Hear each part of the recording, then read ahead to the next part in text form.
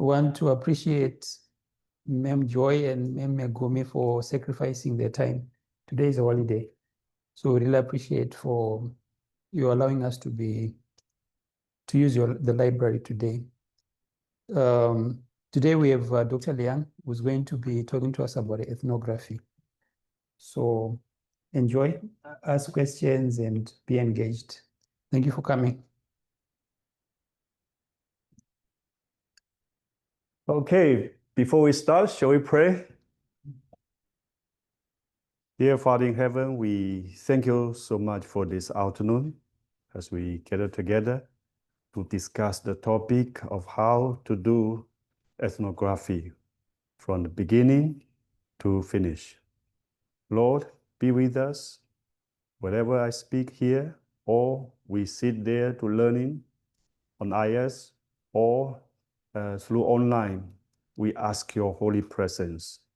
Give us the wisdom so that we can understand what we were going to do through this methodology.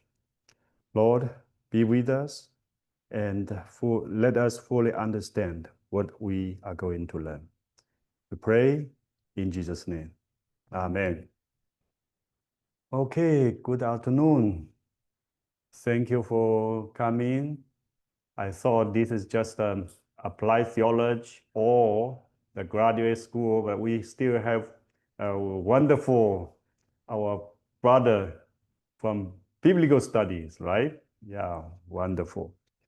And ethnography, it is a kind of research approach, a kind of method that help us to collect the data from the field. Because when we talk about the knowledge, we need to think about the sources of the knowledge.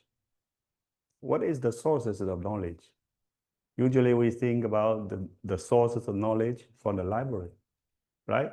We have a big library here. We have so many books. We have research in the library. So we have a huge task of the documentary research. But is the documentary research enough for our knowledge? So how do you think about that? And this is another source of the knowledge. And this is the experience. So we have the data from the book, from documentary. And we also have the data from the empirical research.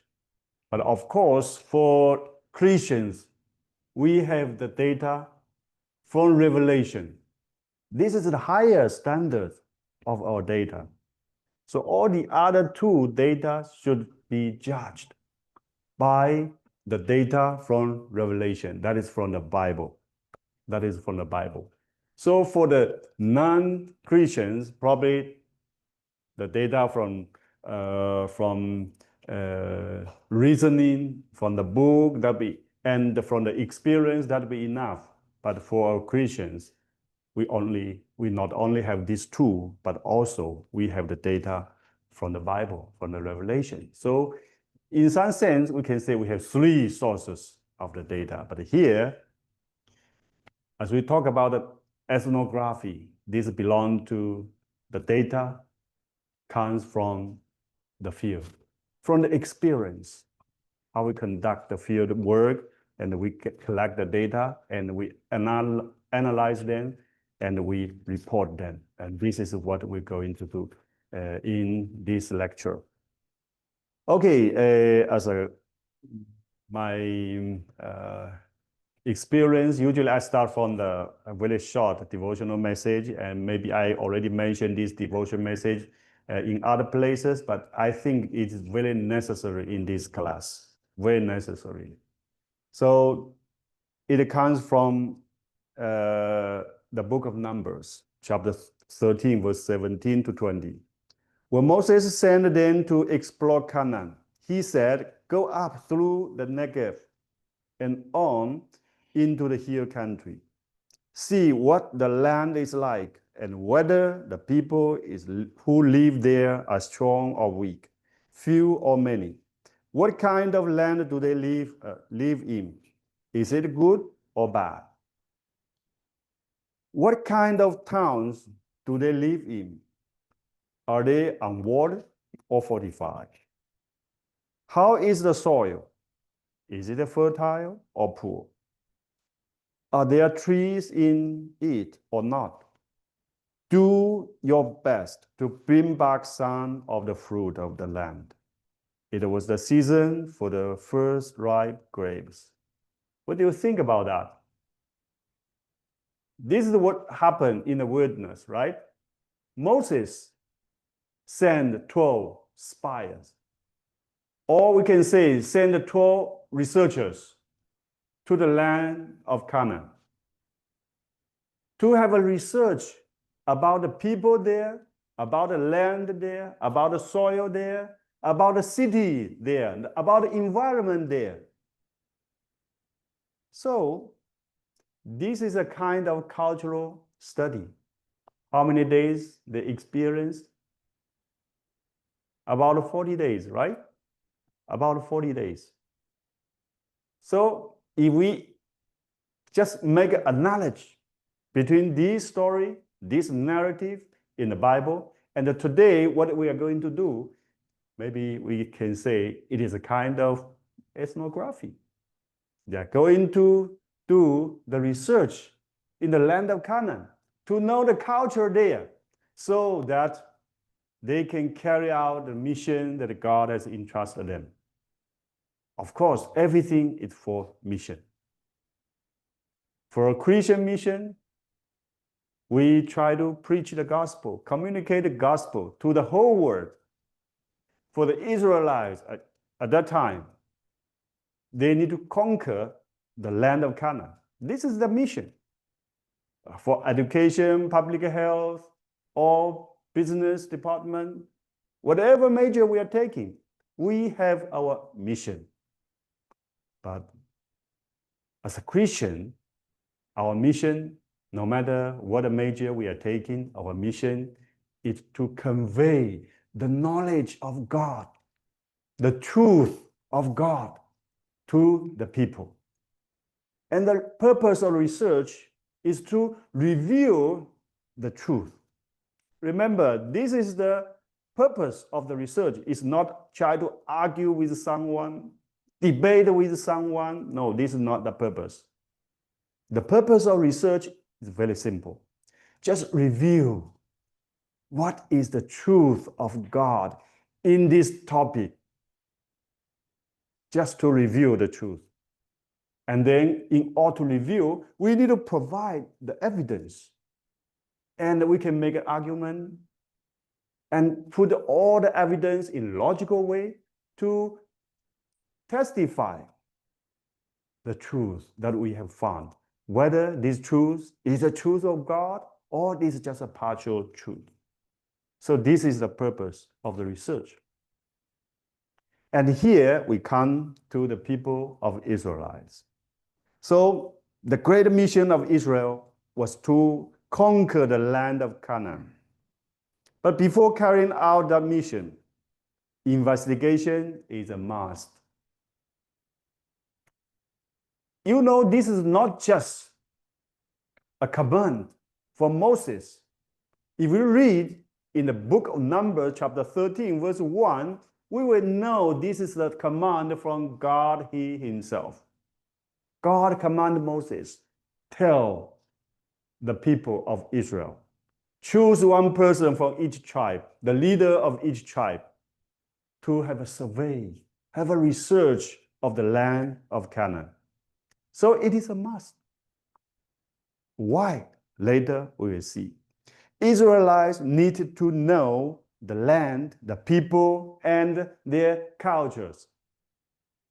This is an ancient version of social science, ancient version of anthropology. So, of course, it is for the purpose of the mission. So it was a practical research done by the 12 researchers sent by Moses at Kadesh in the desert of Paran. The purpose of the researcher was to explore the land of Canaan. Here we have the scope. of the research, right? According to the Bible, what the land is like, whether the people are strong or weak, few or many. What kind of land do they live? That is about the environment, right? And is it good or bad?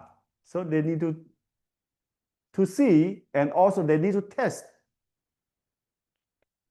Or what kind of towns do they live in? Also is about the living environment. Are they unwatered or fortified? How is the soil? Is it fertile or poor? Or what kind of crop they are growing? So they need all this data.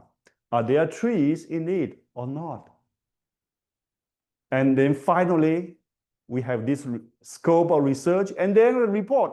Do your best to bring back some of the fruits of that land. And this is the term paper of a program that is a dissertation, right? Bring back the fruit. Whatever you get, you need to condense them, display them, and verify them. And you need to interpret them. And finally, you get a conclusion, bring back the fruit of that land. And this is a dissertation, and then we'll see what is the result of this dissertation. So in modern terminology, this is a cultural study of Canaan before Israelites carry out the mission to take that land. The Bible does not oppose such a cultural study because this was a command from God himself. Since the success of mission totally depends on God, why did the Israelites still need this exploration? Why? We know that we can make a comparison, make an analogy. This is the ancient version of ethnography, cultural study, or anthropological study. So why they still need to do that? Since the power of mission comes from God. Today the same. For the applied theology, we try to do mission. But we need the theology of mission. We need to do the mission strategy. Why? It depends on the Holy Spirit, depends on God. Why should we still need to do this kind of research? The same for other major, right? For education, public health, and business.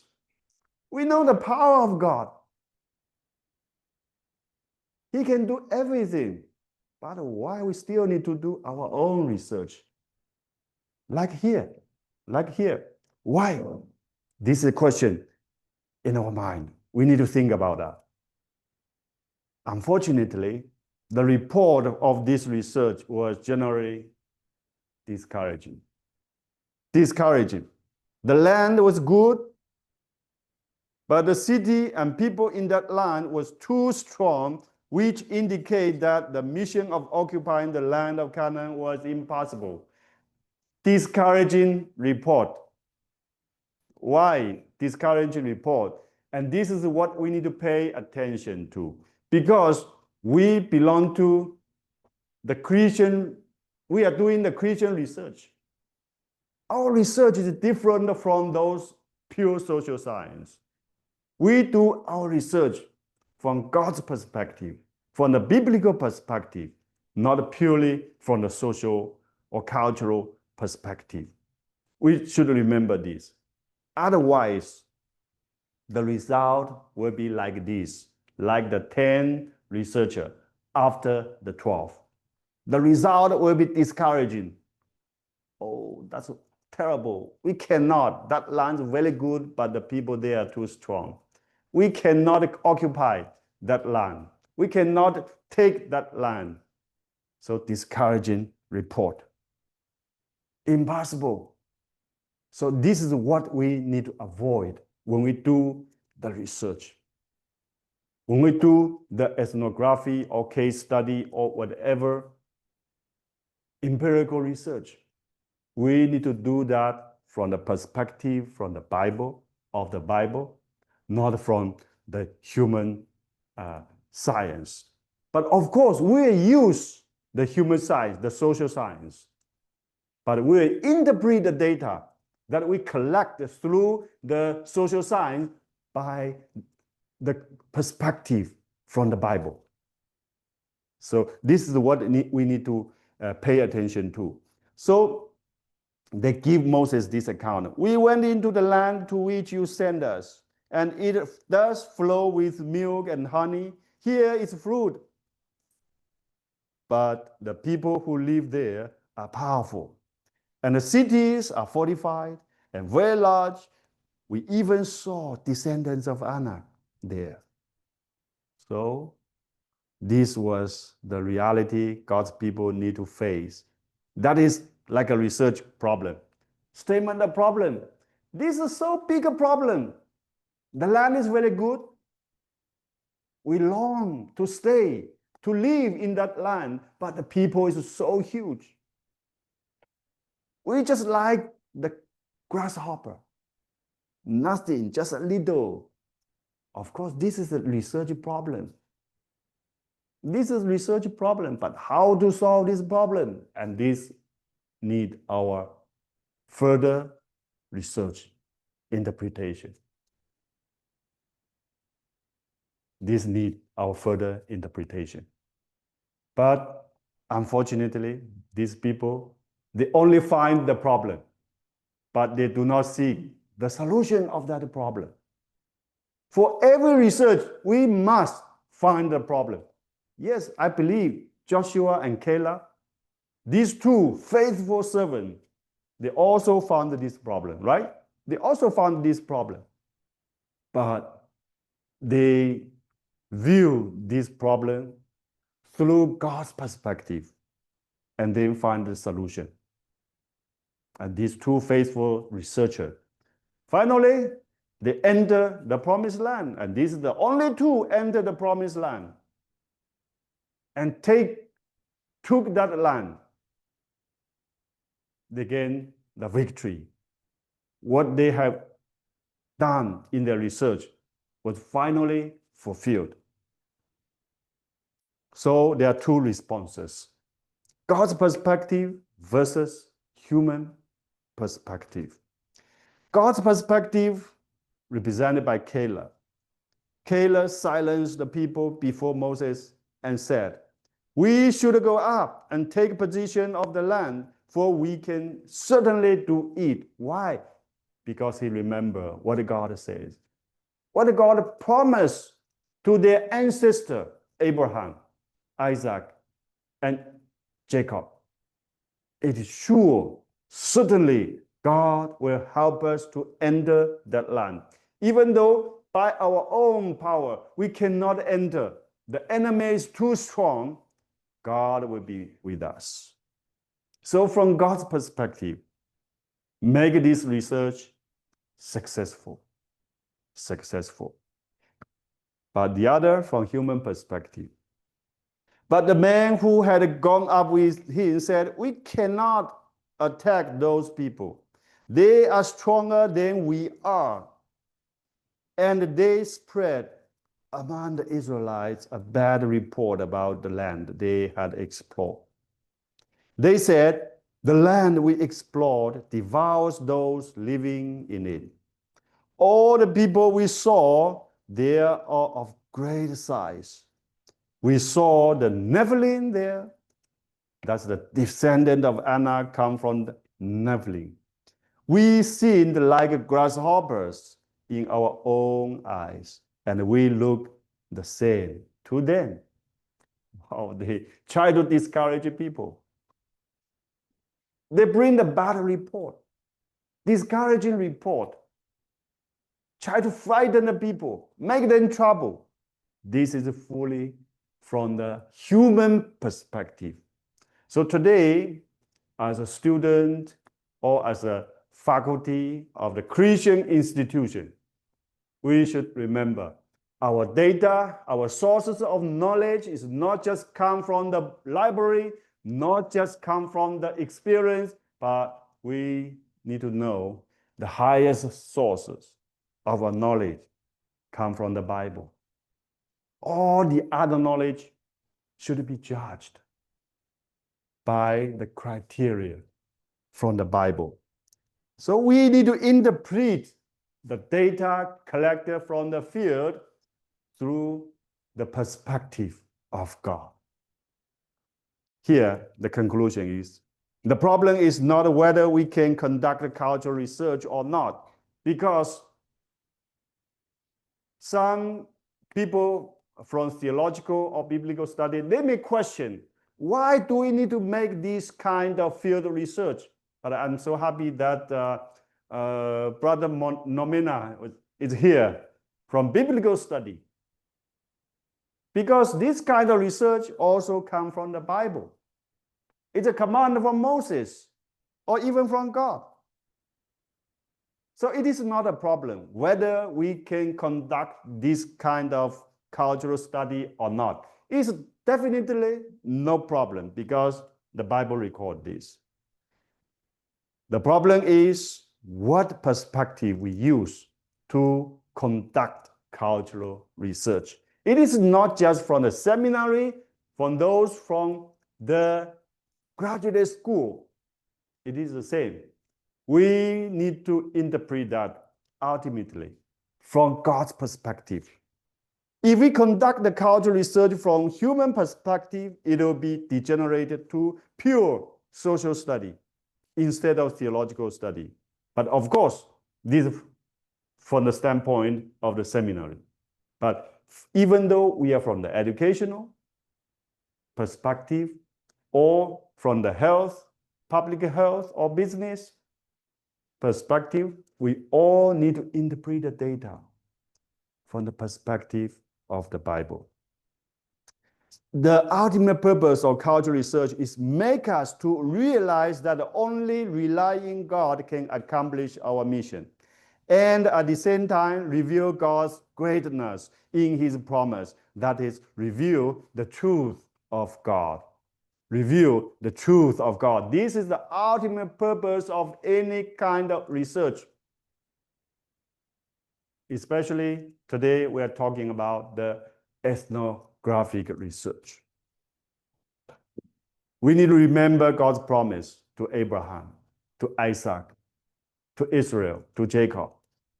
And we need to understand the mission does not depend on human ability, because if we totally depend on human ability, the result is evident, right? We will fail. How can we fight with people of Anak, the descendant of Anak? We cannot. They are too powerful. Just like today, how can we evangelize the Muslim? They are too powerful. The Hindus is too powerful. So this kind of research is necessary because through this research, we find the truth of God, that we cannot depend on ourselves. It is God's power. This is the power of the Holy Spirit that can help us to conquer that line, the unreached people, to reach the unreached. It is God's power that accomplishes His mission. So it tells us to move forward in faith. So in anthropological study, because ethnography is especially for the purpose of, in the beginning, especially for the anthropology. But today, of course, it has a variety of use, not just anthropology, in the missiology, and also in education, in other sociology. So many areas we use that. We should always focus on God's promise and depend on His power. If our focus is on human side, this kind of anthropology will be a hindrance for mission. And the theology will degenerate to a mere social science. Okay, maybe I talk very much from the theology perspective. Okay, this is our short devotional message. Now we will come to our lecture. Okay, any question? Any comment? welcome to ask any question. I'm not sure whether we have this kind of interaction or not in other sessions, the same. We have the interaction, right? Or just speaking? So it's supposed to be interactive. Okay, okay. I will welcome any kind of question regarding this devotional message. Anyone? No? Even from the online, they can ask questions. Okay, I will see. It seems that there's no question. Yeah, it seems that there's no question. Yes. Just asking. So if social science is saying something that is true, then theology is okay with that. Yeah, theology, we do not we are not against the social science.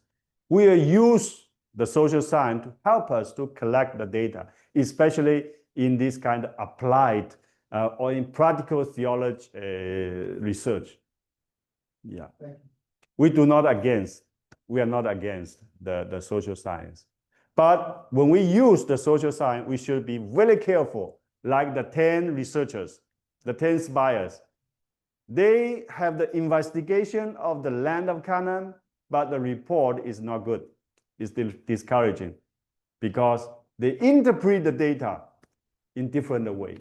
So today, when we collect the data from the field, probably we will collect the same data.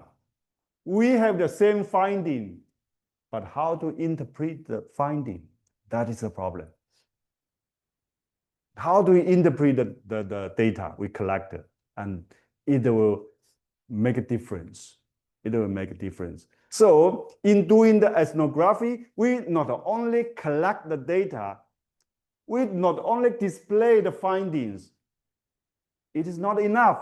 We still need to interpret the findings based on our research topic, the research questions we ask, and then we fulfill this research purpose by collecting the data and interpreting the data. It's very important. It's very important. Okay, now we'll start from the sources of knowledge. We already mentioned that, right? The source of knowledge. Usually we say two. Generally, we say two. Rationality, that is through the reading, the library, documentary research, and the other through the experience, right? How do you know the orange is sour or this orange is sweet? By eating. When I eat, I will know the orange from this place, a little bit sour, and from that place, very sweet. This is the knowledge by experience.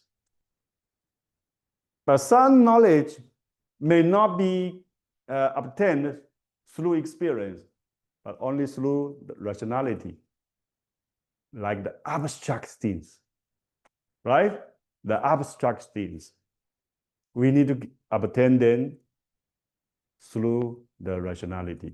But of course, there's a debate regarding which one is the first. In Chinese history, there's a lot of this kind of debate in ancient China. Even 1,000 years ago, people already debate about that. Which one comes first? If it comes from the book, how about when the time there was no book? Where did knowledge come from? So they will debate based on the argument, and there's no one who won the debate. It's always in some age, they will go to this side, and other age go the other side. They always debate which one comes first. But for our Christians, we know that the most important source or the highest standard of the source of knowledge comes from the Bible. That is the revelation. So in our theological research, especially our applied theology, we need to spend certain portion of the writing dedicated to the biblical foundation or biblical reflection biblical principle analysis, these kind of things to guide our interpretation of the data. I'm not so sure about how in the education, in public health or business department, we use the Bible. Of course, we should use the Bible, right? We should use the Bible because we interpret all the data from the biblical perspective. We should use the Bible. I believe the principle will be the same. We will not violate the principle of the Bible. We believe the Bible as the highest standard of our interpretation. So this is what we believe. It is our faith. It's our faith. So the sources of the knowledge for our Christian researchers, there are three: rationalities, experience, and revelation. Now, why the empirical data is needed? We know that ethnography is a kind of empirical study. It collects empirical data. Why it is needed? We see Jesus calling the 12 to him. He began to send them out 2 by 2 and give them authority over impure spirit. Right? When Jesus sent the 12 disciples, how did he send? 2 by 2. And when Jesus sent the 70s in Luke chapter 10 verse 1, after this the Lord appointed 72 others and sent them 2 by 2 ahead of him to every town and place where he was about to go. Again, 2 by 2. Now the question, why 2 by 2? Oh, to have discussion when they encounter problem, encounter challenge, they can discuss how to solve it, right? What else? Reliability. Okay, you already get the meaning. Okay, good. For the reliability of what they say, right? Okay, that's really wonderful. You already get the meaning.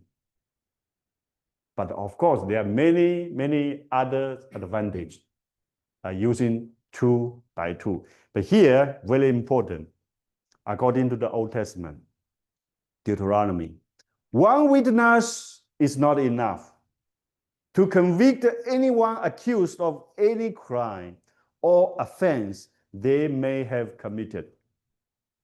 A matter must be established by the testimony of 2 or 3 witnesses, according to Deuteronomy chapter 19, verse 15. Here, in order to establish a case, in order to establish a matter, how many witnesses we need? 2, at least 2. So they can testify to each other. They can approve to each other. Jesus also applied this. If your brother or sister sins, go and point out their fault. Just between the 2 of you, but now you have to do the witness alone, right? Maybe this person will say, no, this is your word, this is your accusation. I don't recognize, I don't admit that. So if they listen to you, you have won them over.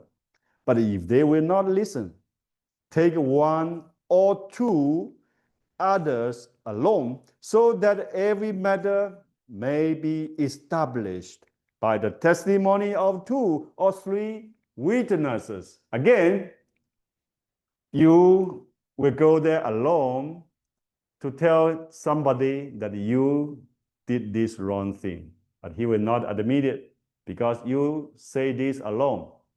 Now, if he doesn't listen to you, then you call another person.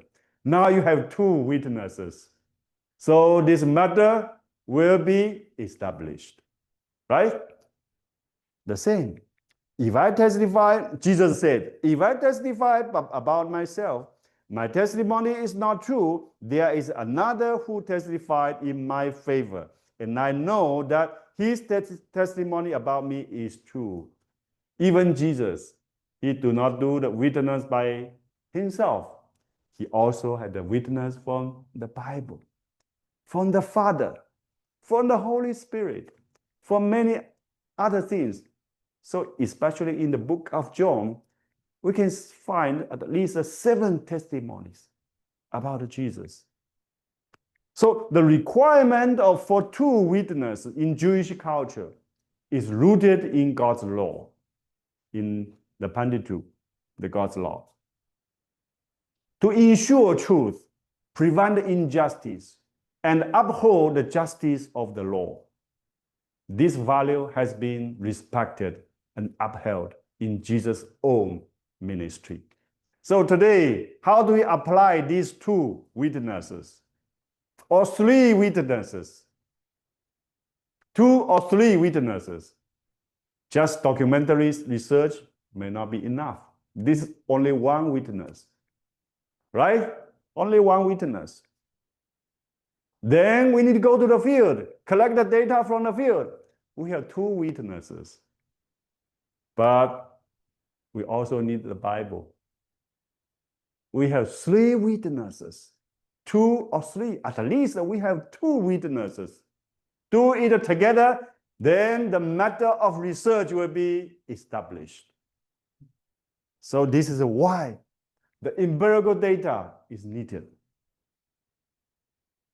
especially for the practical theology researcher, for the education researcher, public health researcher, and business researcher.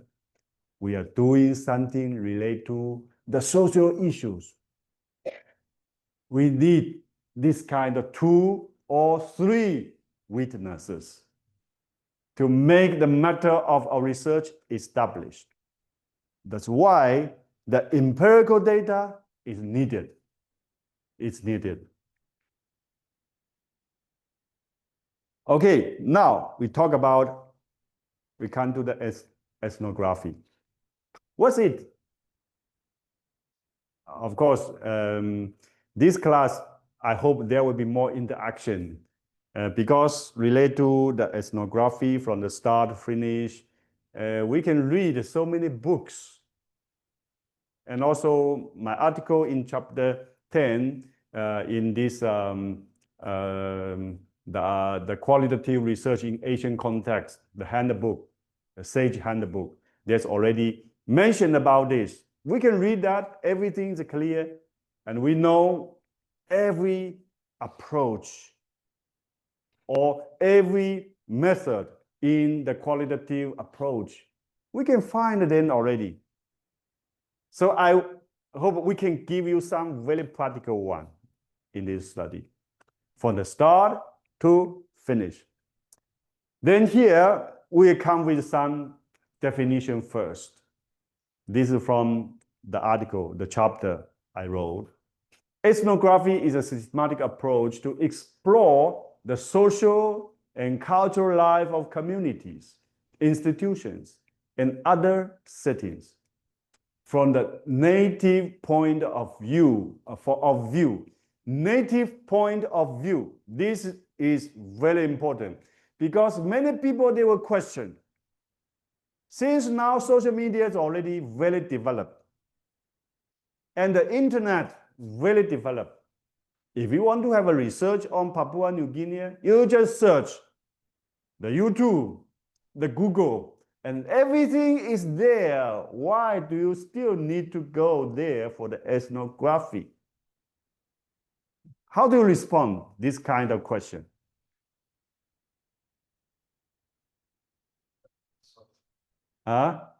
Primary sources? Yes, really true. Primary sources. Yeah. Authentic. Oh yes, this is one of the criteria of the trustworthiness of the data. Should be authenticity. Because whatever data or video clip, picture, or the discussion, the article from the website, from the published book, it is already filtered by the author. They cut something they don't like, right? They will just remain something they like. So what you read maybe is similar to what happened in that place, maybe similar to the reality, but it also possible is sometimes totally opposite to the reality. Even though the social media is very developed today, but we should be aware of the trap. What is a trap? You know the big data. The trap of the big data. Because the big data will calculate what kind of information you like. If you use the social media, you will watch certain video clip for more than 3 seconds. They will recognize you like this message. Then the system will analyze which kind of information will match your taste. And then he will send you again another piece of video that you like in a similar category. And send you again, and shape your idea. So that's why the modern people, their idea become narrow and narrow. This is a problem for the people today. You see, before the election in the US, the presidential election in the US, not like today, they fight it so strongly, right? Why today the world becomes so in confrontations? Because people's mind become narrow and narrow. They only receive the information they like because the big data already help to filter the information someone doesn't like. They only read what they like. So they try to ensure that what I read is the truth.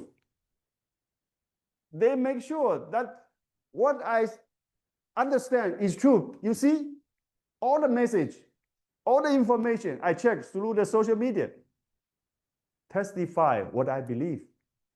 And this is like a cocoon. People will live in the small cocoon. And people's mind become narrower and narrower. And this is a problem. So even though the social media is very developed today, we still need to go to the field. We need to interpret the data from the native point of view. Very important. Without going to Pakistan, maybe Indian people will always hate the Pakistan people, right? On vice versa, the same. In China and Japan, many Chinese hate the Japanese. But when they visit Japan, we find another thing, totally different. They will love it. They will love it because all the media says about the Japanese, they are so bad. They invaded China and many other countries. They are terrible people. But if we go there, we do not say ethnography. We just visit there and experience the life there. We will have a different understanding about the society, about the culture of the country. So even though today the information is information is in explosion and grow very fast, we still need ethnography because we need to interpret something from the native point of view.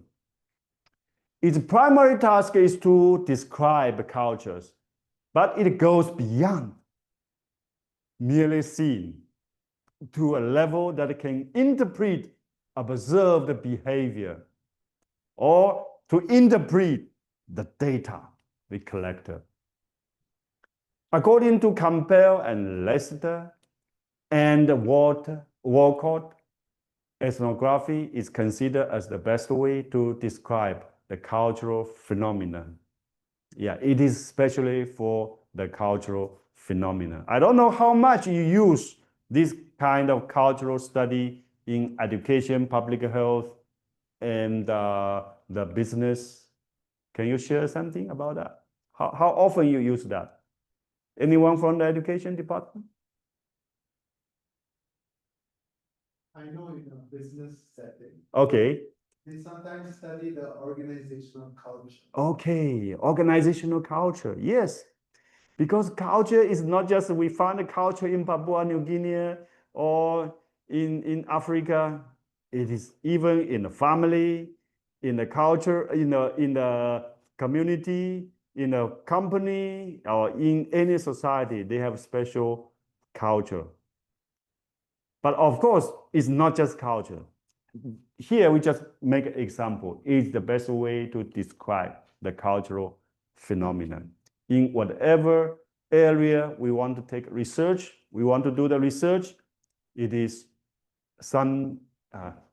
always somewhat related to the cultural phenomena. Okay. So as a qualitative research design, ethnography plays an important role in anthropology, sociology, and meteorological studies. But of course, you can apply that to educational, health, and business studies. While the traditional quantitative data and other qualitative approach cannot meet the needs of the in-depth analysis and thick description of the dynamic social cultural phenomena. We know that the quantitative research, it uses the number, right? 1, 2, 3, 4, 5. For example, use these 5 numbers. Each number has special meaning. Strongly disagree, neutral, agree, and strongly agree, right? When we do the survey, we ask someone to fill this survey. Then we get all this number and input this number into the computer through the software and enter the button, all the result will come. The result comes as a form of number. Then how do you interpret this number? In the evaluation, for example, some student, they want to take the master program, they will ask me to fill the evaluation form. For me, usually I will look one person very positively. I give them 4, 5 in this way. But other evaluator, they will give 2, 3, 2, 3. You will see totally different meaning of the number 3.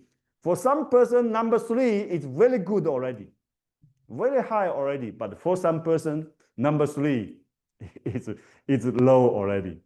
So the number or quantitative data has its limitation. Sometimes cannot reflect the reality. So we need some qualitative data. The data collected by taking the picture, taking the video, it can describe the phenomenon very clearly, right? Especially some video. And also, it can give us the thick description through interview. And we not only interview through a structured way, we interview through an unstructured way. Some question may come up into our mind when the interview goes deeper. We never thought about it. We never expect that, but that data will be collected out of our expectation. So this kind of deep data can only be obtained through this kind of qualitative research, especially the ethnography, because ethnography requires the researcher go to the field. It is a must. For others, it may not. It may be, but all may not. But this ethnography, they should go to the field to collect the qualitative data. So this is the advantage of the ethnography. We can meet the needs of in-depth analysis and thick description of the dynamic social cultural phenomenon. For example, I did one in my research, think about what is the effect of the folk belief. Some people, they will believe in the power of certain word, supernatural power of certain word. For example, in the airplane, before the airplane take off, then you will read a news about aircraft, the crash. It will regard this word has certain power in some people. It may be because of this word, maybe there will be some accident. Some people, they will think in this way, right? Sometimes this kind of word is very strong. I visited one church member in China, around 70 years old. And when I visited his house, then he complained against the church. Why? Because his son died more than 10 years ago. His son was diagnosed as a cancer, already last stage, the 4th stage. And the doctor say, there's no any remedy from the hospital. So just go home, eat what you like, do what you want, just enjoy your last month. That's all. But this person, at that time, he was very faithful. He had the faith. I believe God will heal my son. So he came out from the hospital. He invited church pastor, church member, come to my house, pray for my son. God will heal him. And every night, the church pastor and the member come to his house to pray for him. And it looks like his son recovered very well.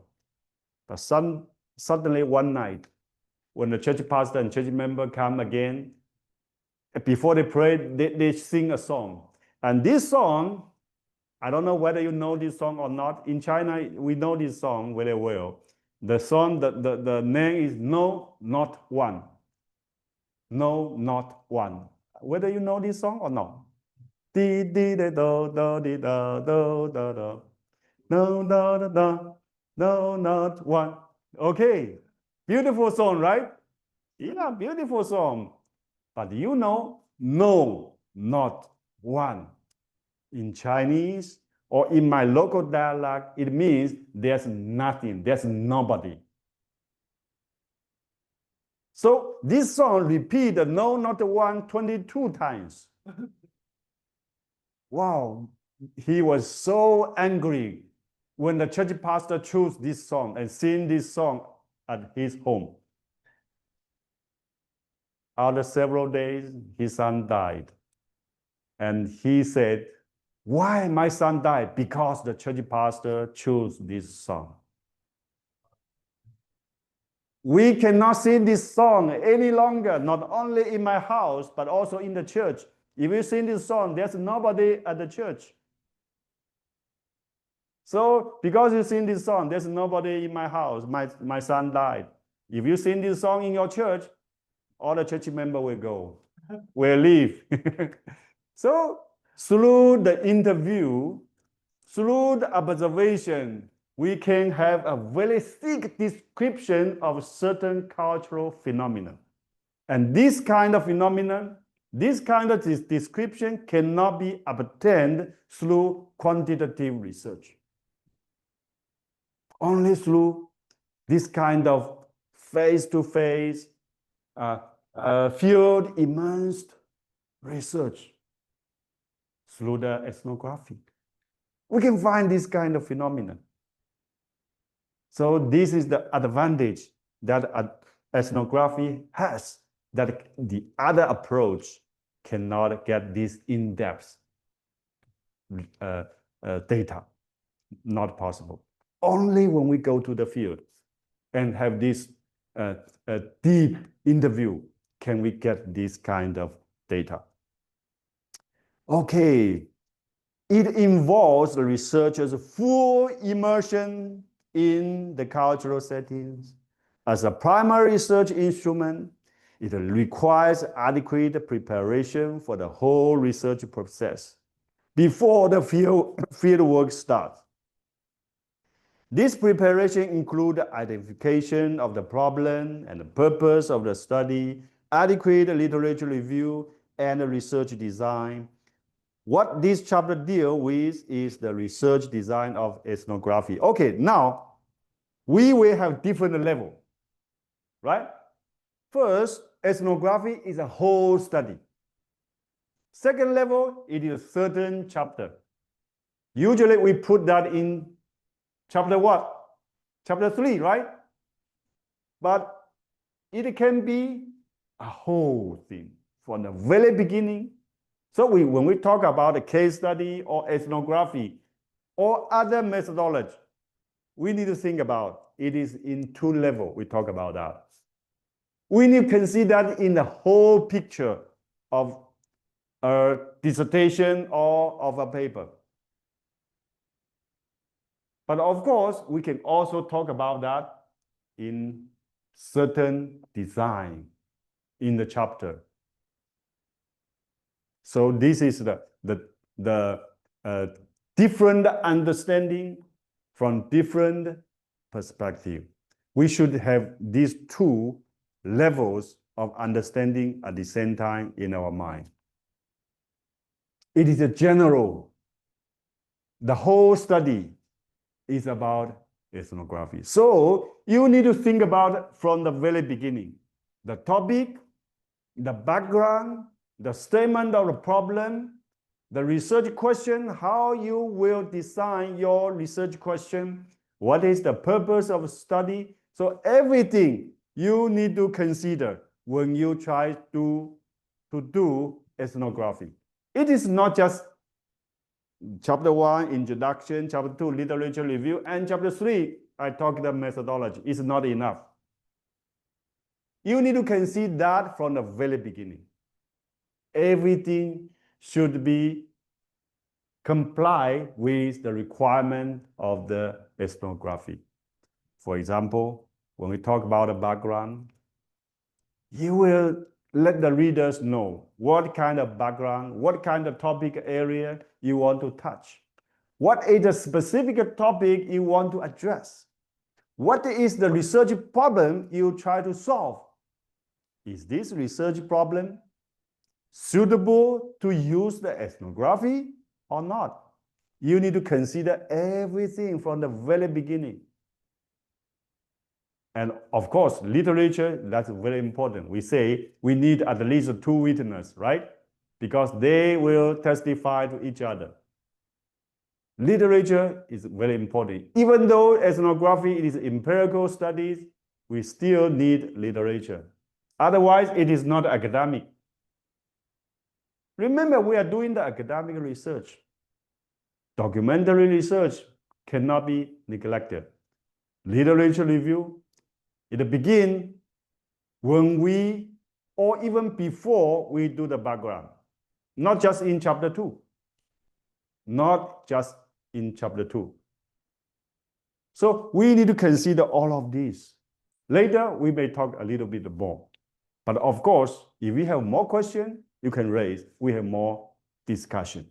So here, we have 2 levels of understanding. Ethnography as the whole study and as ethnography as specific chapter. It can be in chapter 3 or sometimes make it in, some may put that in the end of chapter 1, or maybe some have a long literature review. They divide the literature review into 2 chapters or 3 chapters. So this methodology will be put a little bit later. It doesn't matter. It doesn't matter. Because research is a science, but of course, research, it is also an art. It can be a little flexible. Okay.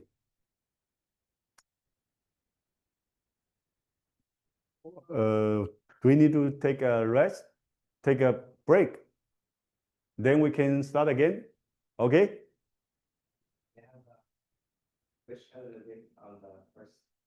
Okay, yeah. Welcome. Any question? We are talking about the three sources of revelation, of knowledge, rationality, experience, Yeah. revelation. And we also believe that revelation is the ultimate sources. Yeah. Now, if we study the Bible and we know that this is the revelation, do we need to authenticate that with other sources, or that's already enough as it is? Yeah. Do we need more other witness for the Bible?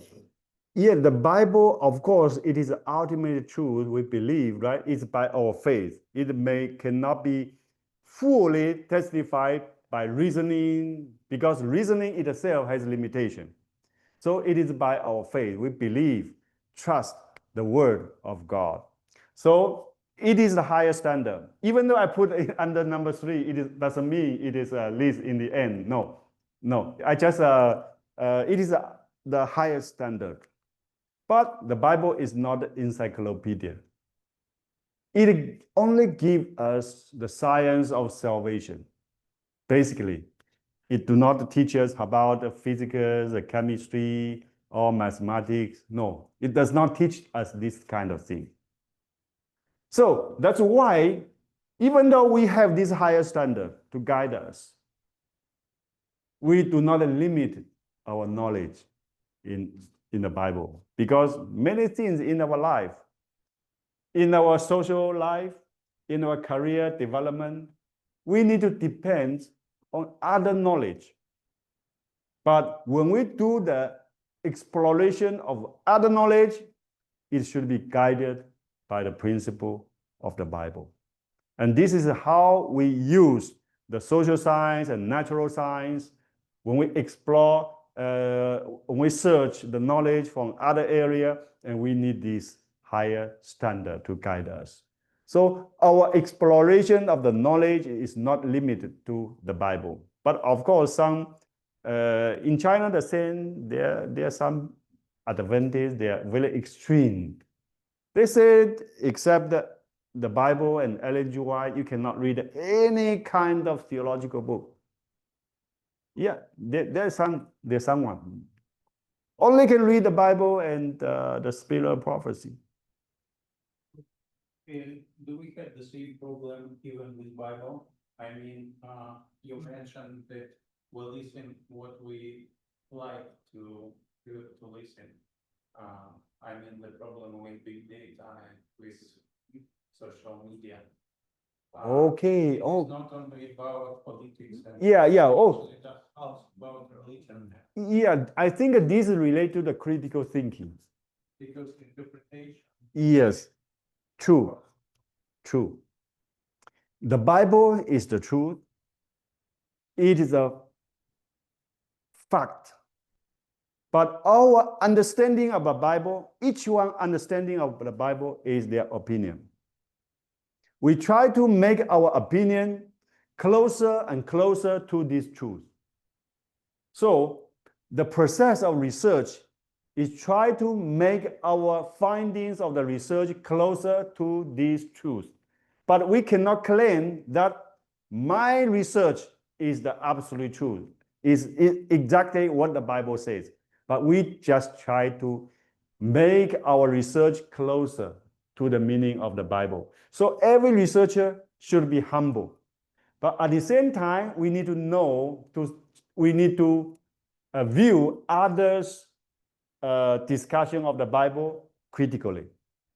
For example, when we read the video, watch the video of others' sermon, maybe some point do not comply with the biblical principle, like the people in Perea. How did the book of Acts comment this kind of people? Acts chapter 17, verse 11. The people here is nobler than the people in Thessalonica, right? Why? Because they search the Bible daily and to see what the Paul says is correct or not. Even Paul says they need to examine to see whether Paul says it's correct or not. So this makes them noble. This means they need to listen everything through critical thinking. And critical thinking is what the higher education all about. But critical thinking does not mean criticize. No.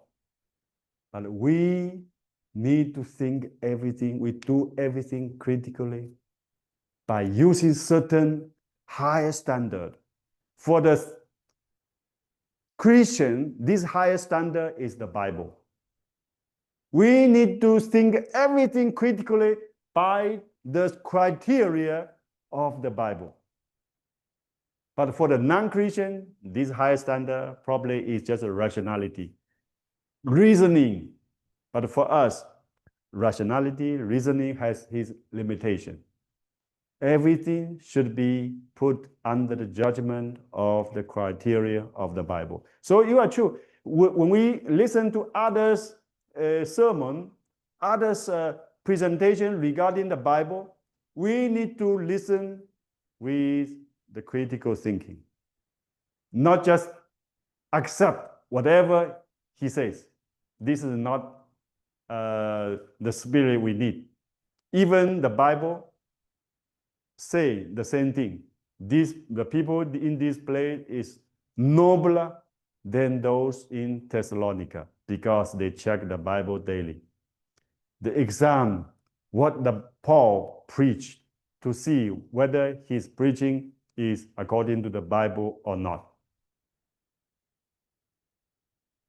But of course, no one's understanding can be exactly the same in the revelation level.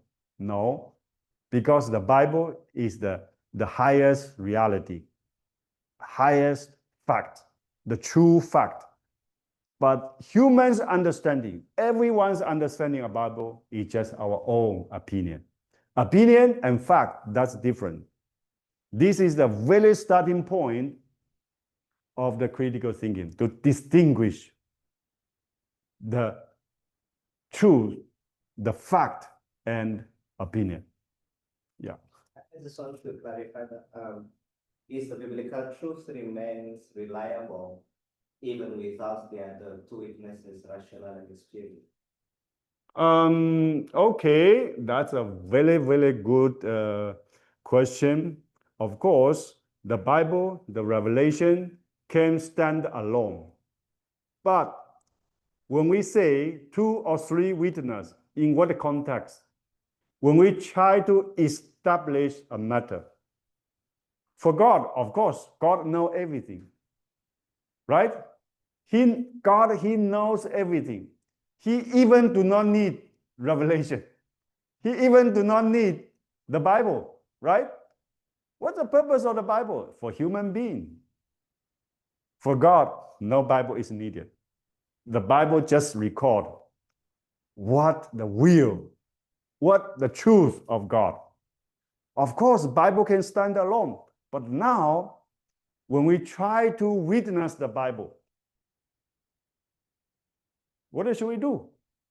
We need this rationality. We need experience. If I testify what I'm saying is true, all come from the Bible. But people will question, how can I trust you? Your behavior is not better than me. And what I heard from another person, from Buddhists, is better than you, then what do you do? Of course, the Bible can stand alone. But when we do the witness, when we try to evangelize people, we need more witness. And that's why Jesus sent disciples 2 by 2. Yeah. Okay, thank you. Yes. There's a comment and a question in the chat. The question is, how can we ensure that we don't bring our religious bias Okay. when we analyze that? How to manage bias, religious The bias? bias. Mhm. Okay. Oh, later we'll talk about that. The bias. This is the researchers' positioning. Like we have the bias because of our identity, our experience, and our values. So there will be bias. We cannot fully avoid the bias. Nobody can claim that I have no any bias in my research. No. Nobody can claim in this way. But we need to acknowledge certain bias in our writing. This is part of our limitation. This is part of our limitation. We cannot claim that I have no bias. It is impossible.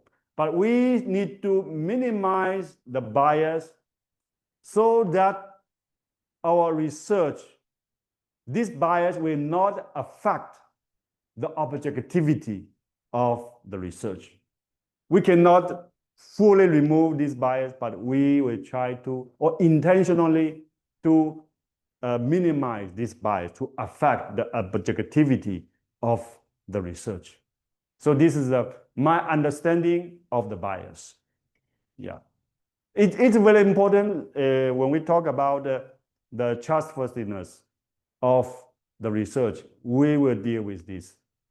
Okay. Yes. You mentioned that the use of photos and videos is part of collecting rich data. Yeah, part of me is to collect the data. So now, can an ethnographic work be a video at the end of the day, like a final product is a video, or is it always a written piece of? No, it is in data analysis. We will talk about that. When we collect all the data, video, the picture, or some field node, we need to reduce them because when we get all the data, maybe 100 gigas, that's too big. So we need to condense them, we need to simplify them, and we need to transform them into certain code, into certain words to describe faithfully what we collect from the field. So, but of course, it's a primary source. It comes from what we visit that place, and we take a video, take a picture as an evidence to support what we will present in the research. Yeah. One more question. Yes. So you also said that before we go to the field, we do literature review. Yes. And we prepare the design and everything. Yes.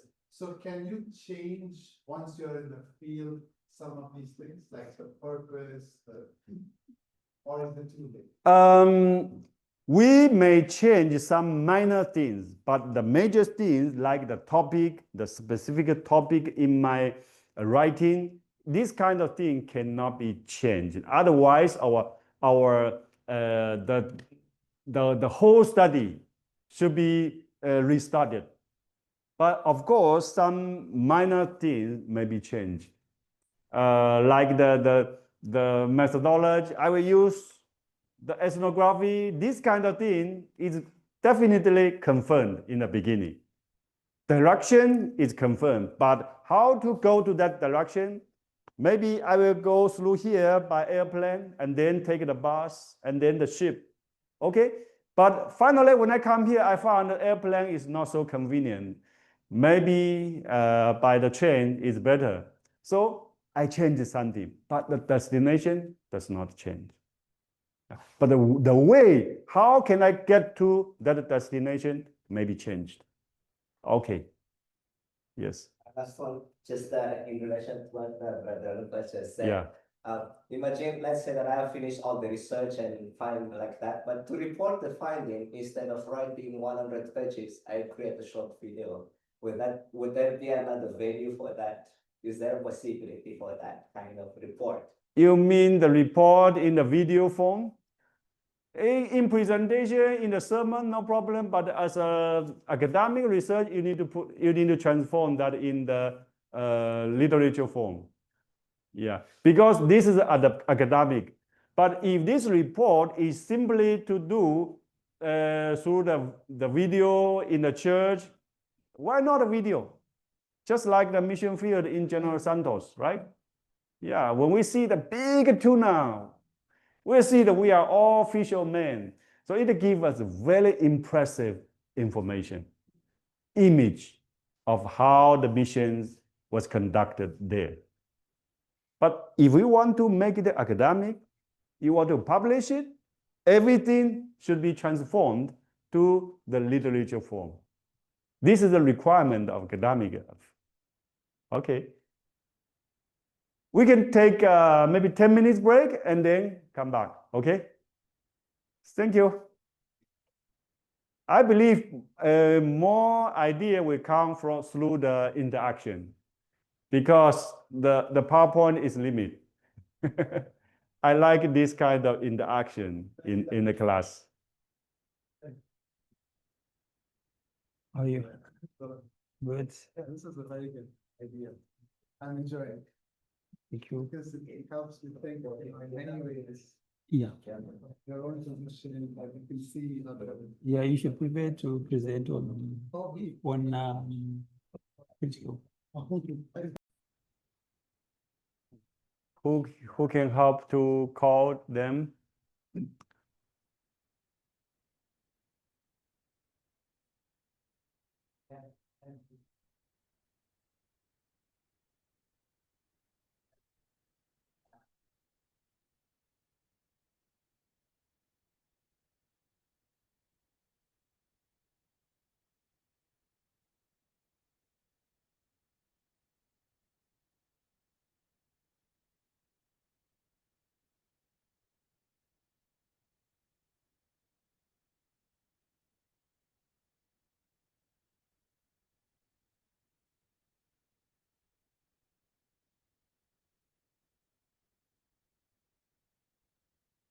Okay, welcome back.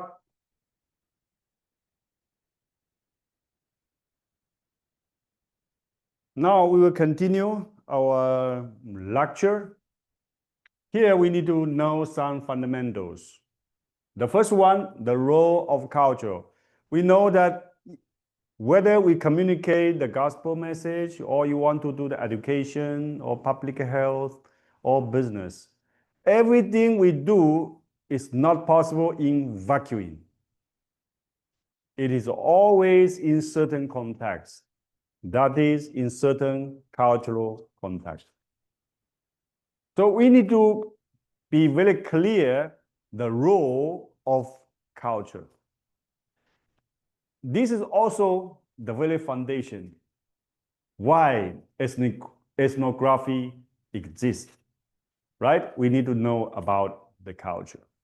We need to know, we need to recognize the existence of culture. If we go to Africa, like I've been to Western culture, Africa, Ghana. I've been to Ghana.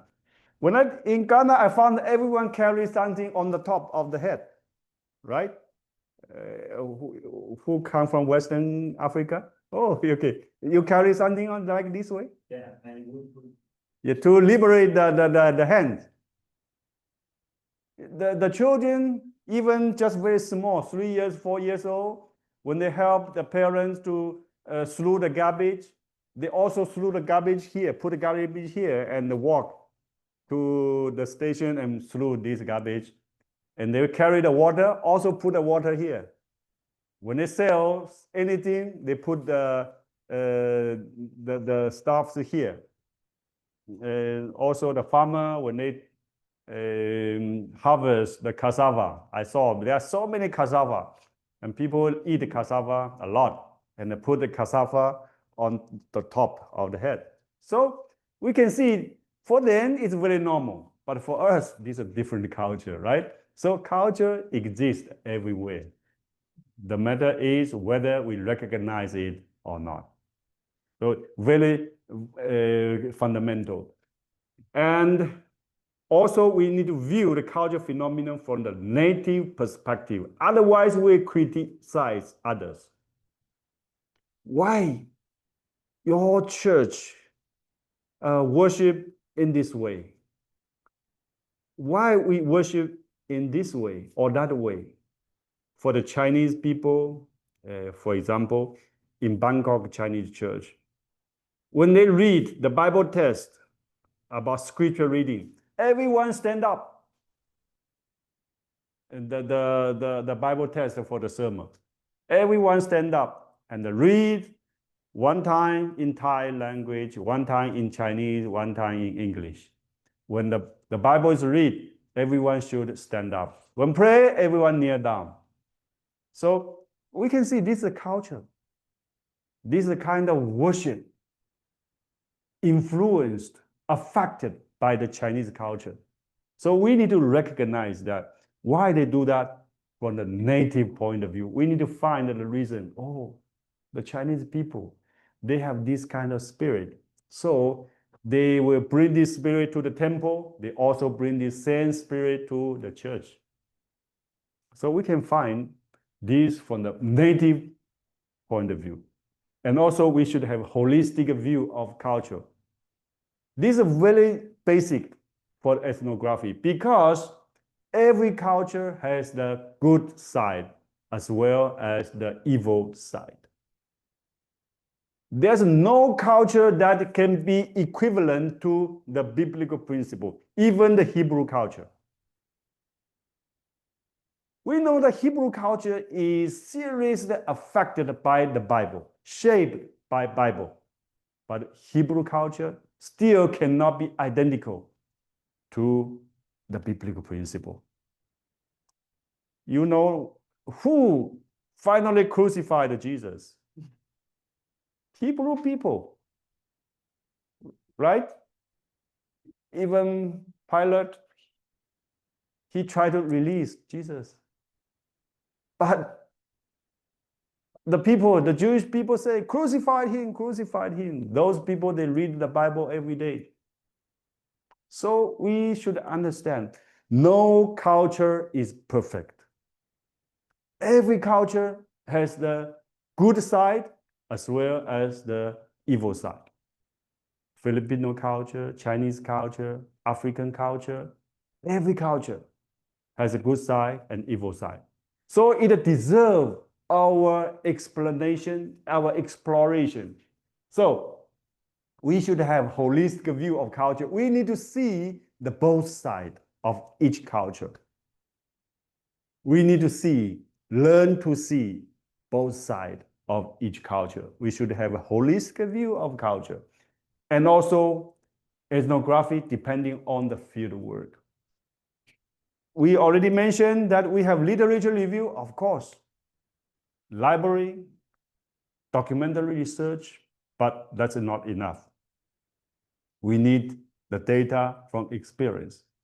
We not only need the documentary data, but also empirical data, heavily depending on the field work. And also it is a multidisciplinary design.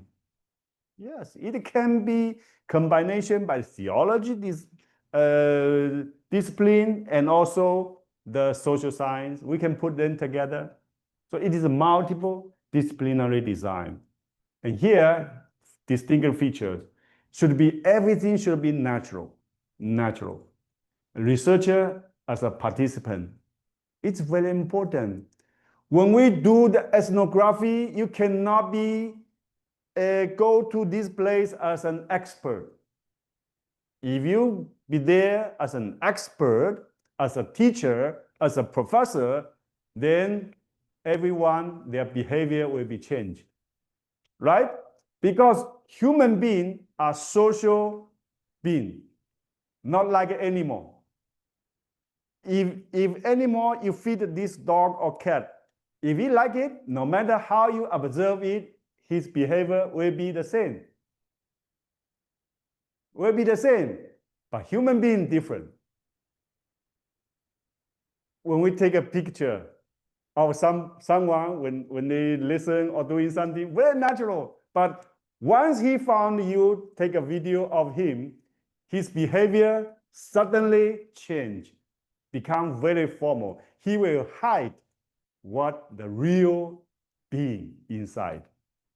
So human beings are social beings. We are social beings. Our behavior will be affected by the environment. So make sure when you go to the field, you will be one of the participants of that society. You are not a teacher. You are not a scientist. You are not a professor. You are the local people, local men or women. You eat together with them, sleep together like them, they are the same way like them. Your action is like them. Everything like them. The dress is the same like them. So we are participant, not a researcher. So in the field work, we are participant of that culture. And it emphasizes the friendship, very important. Getting a good, establishing a good friendship is very important to get the authentic data. If you do not have good relationship, you cannot get the authentic data. They will cheat you. They will cheat you. They will get the data that cannot reflect the reality. And also, there are a variety of data sources.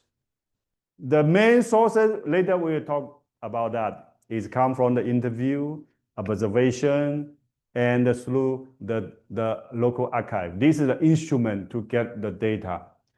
Okay? Of course, the data source, there are so many things like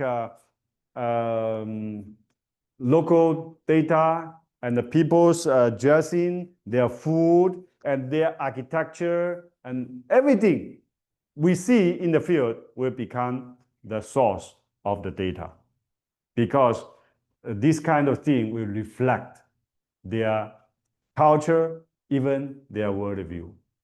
And also, we need to see the central role of the researcher. It is a little bit different from the quantitative research. When doing the quantitative research, they do a lot of things in the beginning before conduct the survey. They design everything, but once the data collected, they will put that in the computer and put the button, and everything will come out, and you just interpret that. But in the qualitative research, in the ethnography, the researcher will analyze the data when the data is collected. From the very beginning to the end, he is actively participating in the whole process. The analysis of the data is not begin after the data is collected. No, it will begin at the same time the data is collected. You collect the data, you analyze the data at the same time. So the central role of the researcher, you do not need to hire someone, or you invite someone, you stand on the roadside, and who pass by, you distribute the questionnaire. Please help me, take your 2 minutes. So, and also out to collect the 1,000 survey data, and you need to invite someone to help you to input all the data to the computer system. But in ethnography, the researcher, everything, this thing will be done by the researcher. It takes a very heavy role from the beginning to the end. So here, how to do? Now, we come to this main point. But as I say, the PPT is very simple. More point will come through interaction. PPT is very limited. I'm not good in doing the PPT, but I like the interaction between all the members. We are together in the classroom, so we can find more things through this interaction. So first, it's about research design. Why use ethnography method?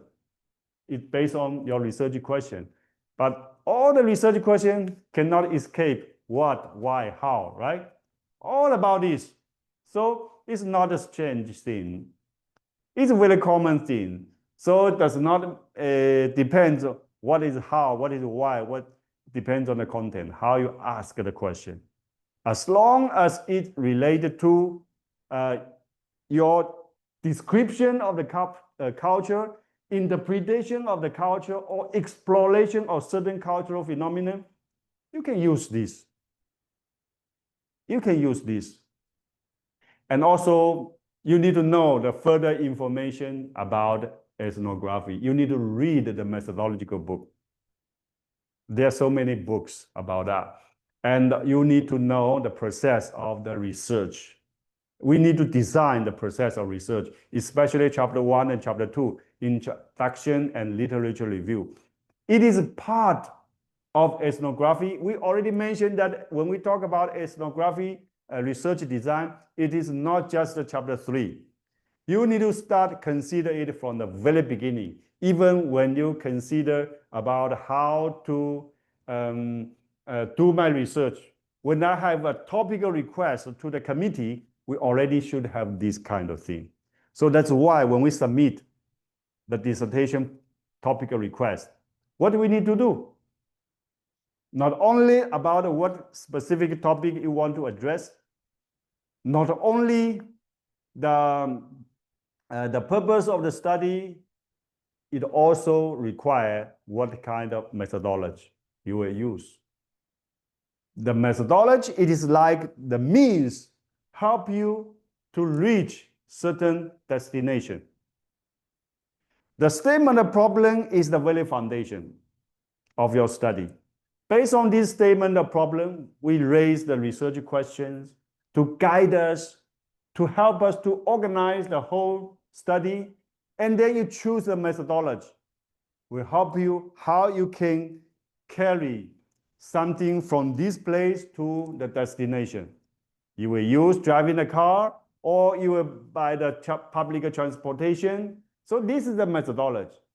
The same, ethnography is one kind of methodology that will carry you from this place to the destination of the research. Okay? So research design is not just chapter 3. But of course, chapter 3 heavily describe what this methodology is. Okay? We have the plan, design, preparation, collect data, and analysis, share, and okay, we have this circle. This is not a circle, this is the process, but they interact. Sometimes through analysis, then you come back to the design to see which part I need to improve, which part should be deleted, which part I need to add it. So this is a very common process of the methodology of ethnography. Step 2, we need to know the research setting. We know that what is the purpose of literature review? Chapter 2. At least the 2.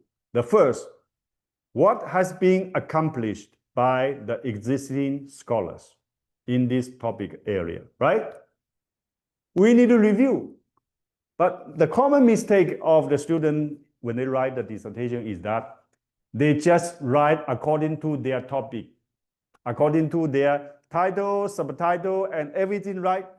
They review the topic, but it is not topical review. It is a literature review. You need to review in this area. How many scholars has accomplished or made a contribution to this knowledge? From what perspective they make the contribution? And what is still missing? So chapter 2 is about literature review, not about your own idea. I want to organize certain thing according to my topic, and I just quoted this author, the other author, and to support to as an evidence to support my writing, my discussion. No, this is not a literature review. The object of review is the literature, not a certain topic. But when we review the literature, we will review them by certain themes. For example, by the chronological sequence, right? For example, from 1844 to 1950s, I will talk about a certain Adventist mission theology development. Chronological sequence. Some were based on the thematic sequence, or some from the different perspective sequence. For example, talk about the mission or education. Certain author, they discuss this topic from the cultural perspective, certain from the political perspective, and certain from the sociological perspective. So in each perspective, you will listen how many authors have contributed in this area. And what has been accomplished, what has not. You need to have your own evaluation, your comment on certain literature. So it is about a literature review, not a certain topical review. So we need to, it is a kind of review, not your own discussion. So this is a very common mistake that many students, when they write a dissertation, they make this mistake.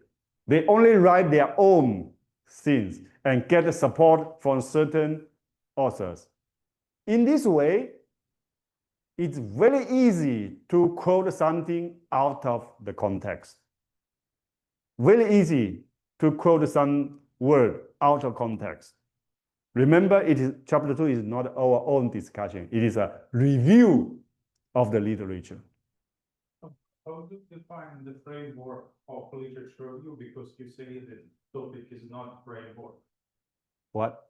How do you define the framework of literature review? Okay. In case if the topic is not. Of course, the problem is we need to read a lot of books in this topic area, in this specific topic. And then, we need to categorize them. A certain group of authors, they have similarity. For example, all of them write, these authors are from 1950 to 1970. So in this area, for example, there are 10 authors. They contribute to the discussion. And then they mainly from the certain perspective. And then starting from 1970 to 90, we found there are around 20 authors. So in this period, this kind of topic has experienced expansion. A lot of authors contribute to the discussion. And this time, there are some different ideas, discrepancy. So we review the literature, how the literature is developed, how certain topic is developed, and then what kind of debate there is. So we review this kind of thing, not talk about, what is the culture, and what is the education, and what is between the relationship between the culture and education, how should we do the education. Usually we do this way, but this is not literature review. Literature review, we need to review the literature. We will organize the structure of the literature review based on the literature we have. Based on the literature itself, then we categorize them into, based on certain pattern that we found. Then we organize them. Not based on my idea. I want to talk about education. What is education? What is the Christian education? And what should we pay attention to when we do the education? Everything is according to my structure, though this is not a literature review. Yeah. When you mentioned discrepancies, you mean when we are reading the literature, we will find common themes? Yeah, some common themes and some different themes. Then you need to use your critical thinking to categorize them based on certain criteria. So you find this, especially for PhD, we need to do that in this way. But in the DMing or DMIS, but I don't know how about in graduate school, in some program, probably is very applied way. But in PhD, we cannot do in this way. What is mission? What is missiology? What is the mission in Africa or in Asia? And then based on our own idea and find the support from different authors. No, this is not literature review. Literature review is about review of the literature, not review of the topic I am discussing. But of course, it is related to the topic. Everything is about the topic, But review of the literature, it means we need to read extensively. And we find some different categories based on the current review, and some author from 1910 to 1930, certain author from 1930 to 1550. There's such a big change in the topic of the discussion during these 20 years. So we find this kind of thing. So we review them. What is the advantage? What is the disadvantage? What is the strength? What's the weakness? And generally, the summary of chapter 2 is what has been accomplished by the existing scholars. What is missing? So the basic purpose of literature review has these two. What has been accomplished and what has not. So this study will fill this gap, research gap. It will strengthen what we mentioned in the statement of problem. It will magnify what we mentioned in the background, in the statement of the problem. Okay, so we need to include this kind of thing in our research design. So because of there's something that's still missing, now we will go to the context. We'll go to the context. Research setting, very important. When we try to do the ethnography, we need to choose the right place, right time, right? If we want to see the primitive culture and how they respond to the modern technology, you cannot choose the place like in the Manila, because here the people already very modern. Maybe we can go to Amazon, some tribe in the Amazon, right? Or in Papua Island. We can find and see how the people will respond to the modern technology. You show the cell phone to them, then how they respond, right? In some place, when we just show the cell phone, they never saw the cell phone, and they gather together. Their face show very, very curious, or they cannot imagine what's that. So strange. Okay, so we need to choose the right place and also the right time. The right place and right time.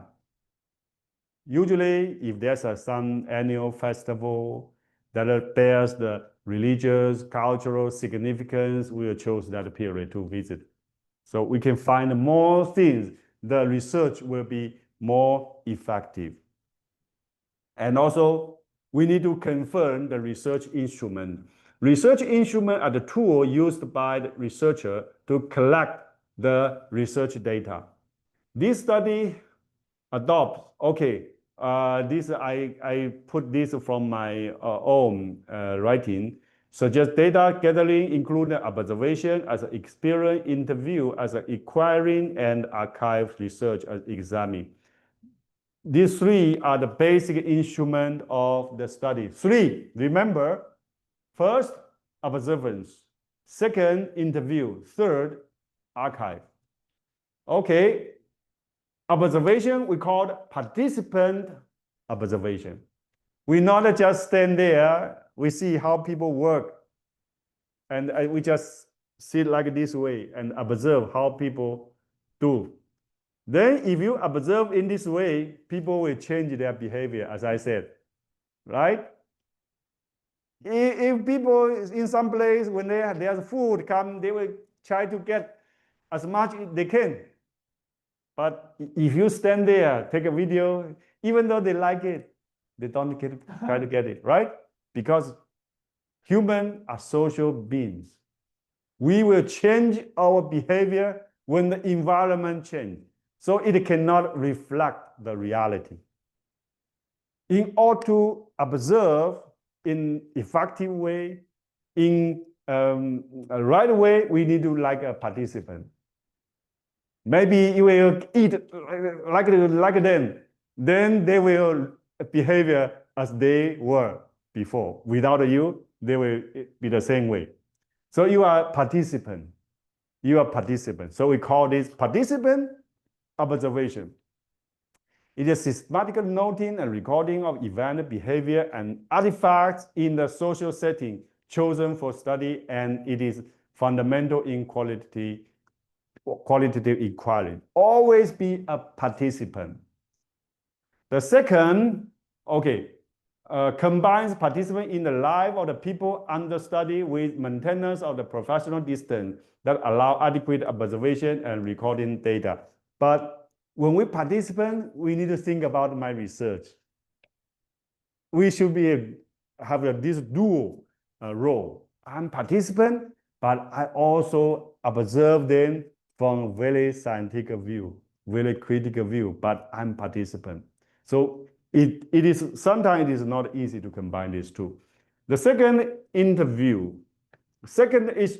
interview, structured interview and semi-structured interview and purposive sampling strategy and participant. This is what we need to pay attention. Structured interview is we already designed the interview question before we go to the field.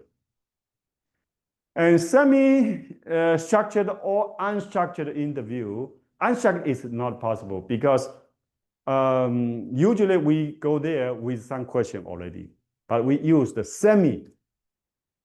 Because some interview question will come when the interview is going on. We find some new things that we never thought when I planned in my office, in the school. I found some new things. So I think about some new question as the interview is going further. So usually we use the semi-structured interview. It will help us to go deeper to collect the data. And also the purposive sampling strategy.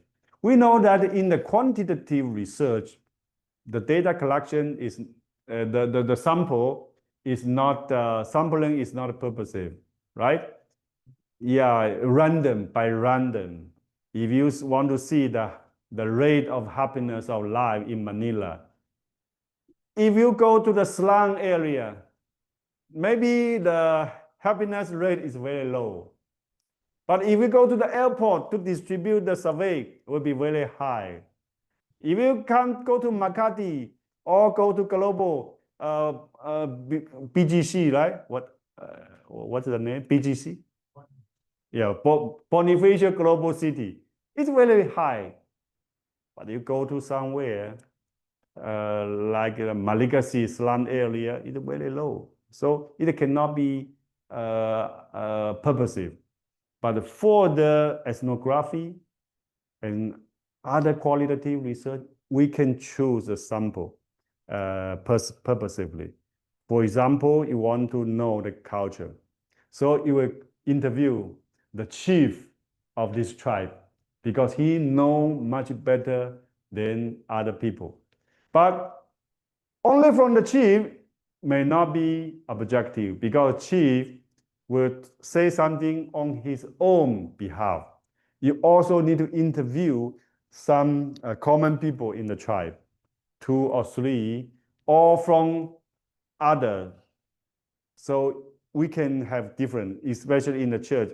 You need to interview the church pastor, the elder, and certain people that are in charge of certain ministry, and also the church member who participate in certain ministry. So you can get the data from different perspectives, and they will organize as a full picture. So maybe each part will give you some data, reflect a certain truth. Okay. Dr. Liang, can you clarify? Structured there is suggesting that there are predetermined responses. Mm-hmm. You have a question, Yeah. and then you have predetermined responses, maybe yes, no. Is that what you are? Okay, okay. What you These we usually do not use the closed question. We use the open question. The closed question is like are you happy, or is this what you like? So yes or no, and no more. So you cannot go deep. We cannot go deep.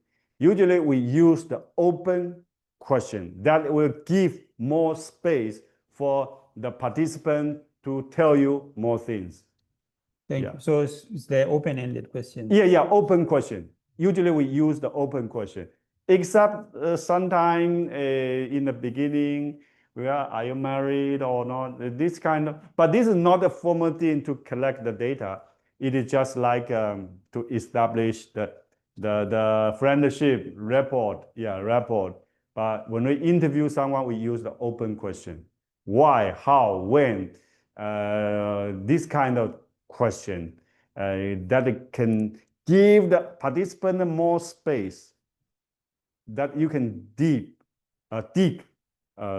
deeper to get the data. Okay, thank you, Dr. Innocent, for this question.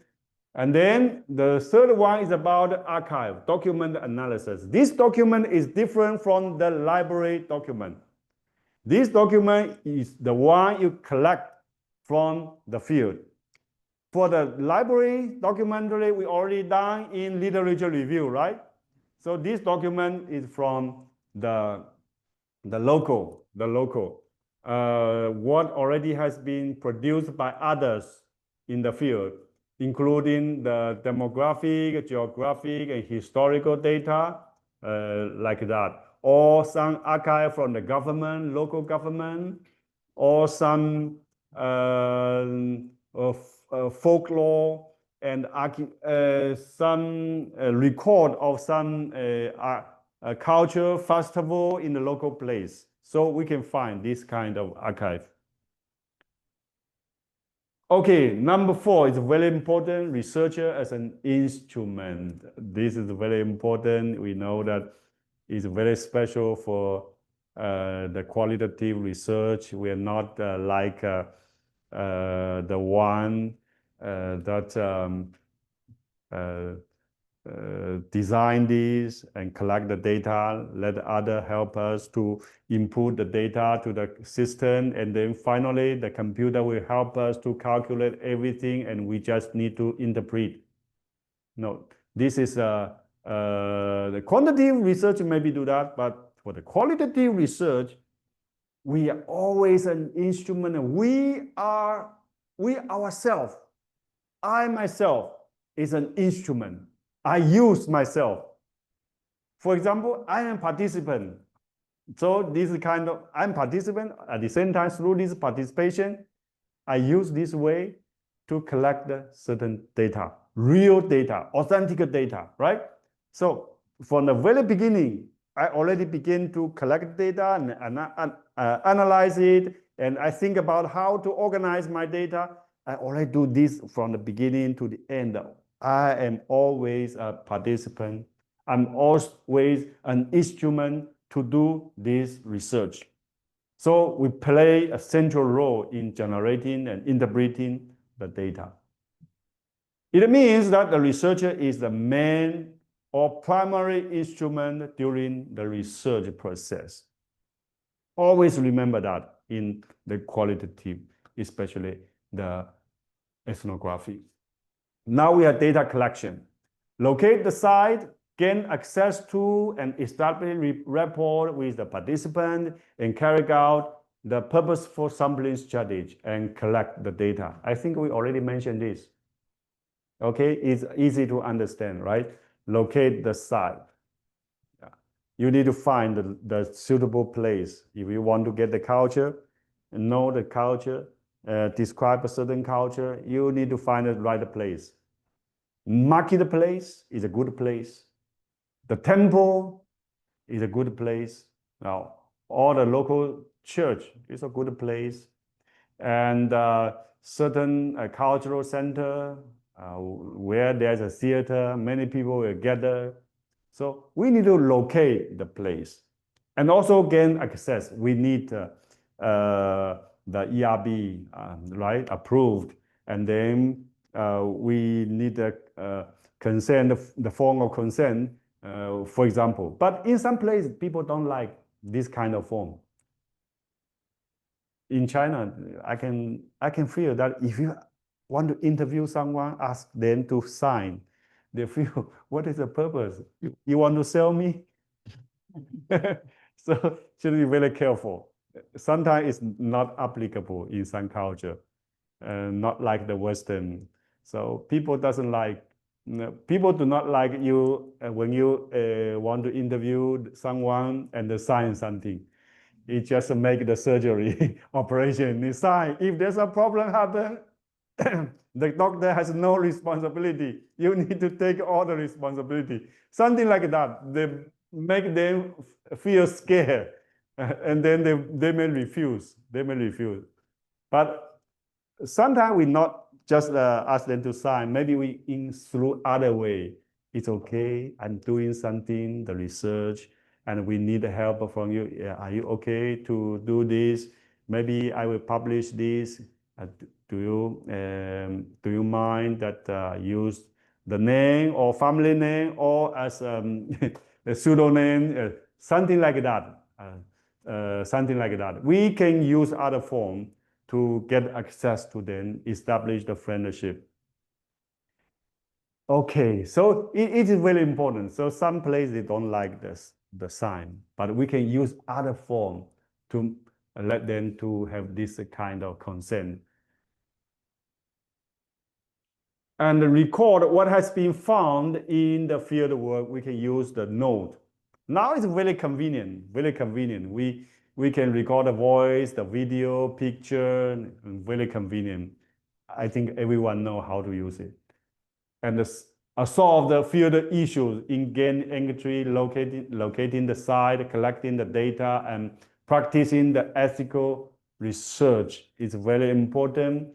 Don't get involved in any debate, any quarrel in the field. We try to make us in a neutral standard. Especially if you interview, you want to do research in the church. This church, there are several groups. And this group, they will rival to each other. And in this group, they will say against the other group. In the other group, they say against this group. It is very normal. As long as the human exists, confrontation always exists. In the church, the same. In the Eastern church, it's more obvious. There are so many small groups under the one church. So we should be very careful when we deal with this kind of thing. Try not to get involved this kind of debate, this kind of conflict. Otherwise, we will get in trouble. We need to solve many issues in the field. Okay. And when we collect data, we need to store the data. There are so many ways, by coding, encoding, decoding, this one. We have many ways. I believe everyone has different way to code the data. Of course, when we store the data, we need to categorize them according to the nature of the data. How this data will contribute my research question. From what perspective this piece of data will contribute to my research question. So based on the research question, you can store your data and you can find that data easily.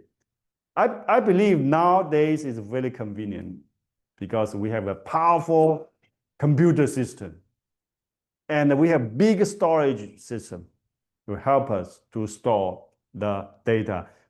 And also we need to have extra copy. In case some data lost, we still have the storage, extra storage.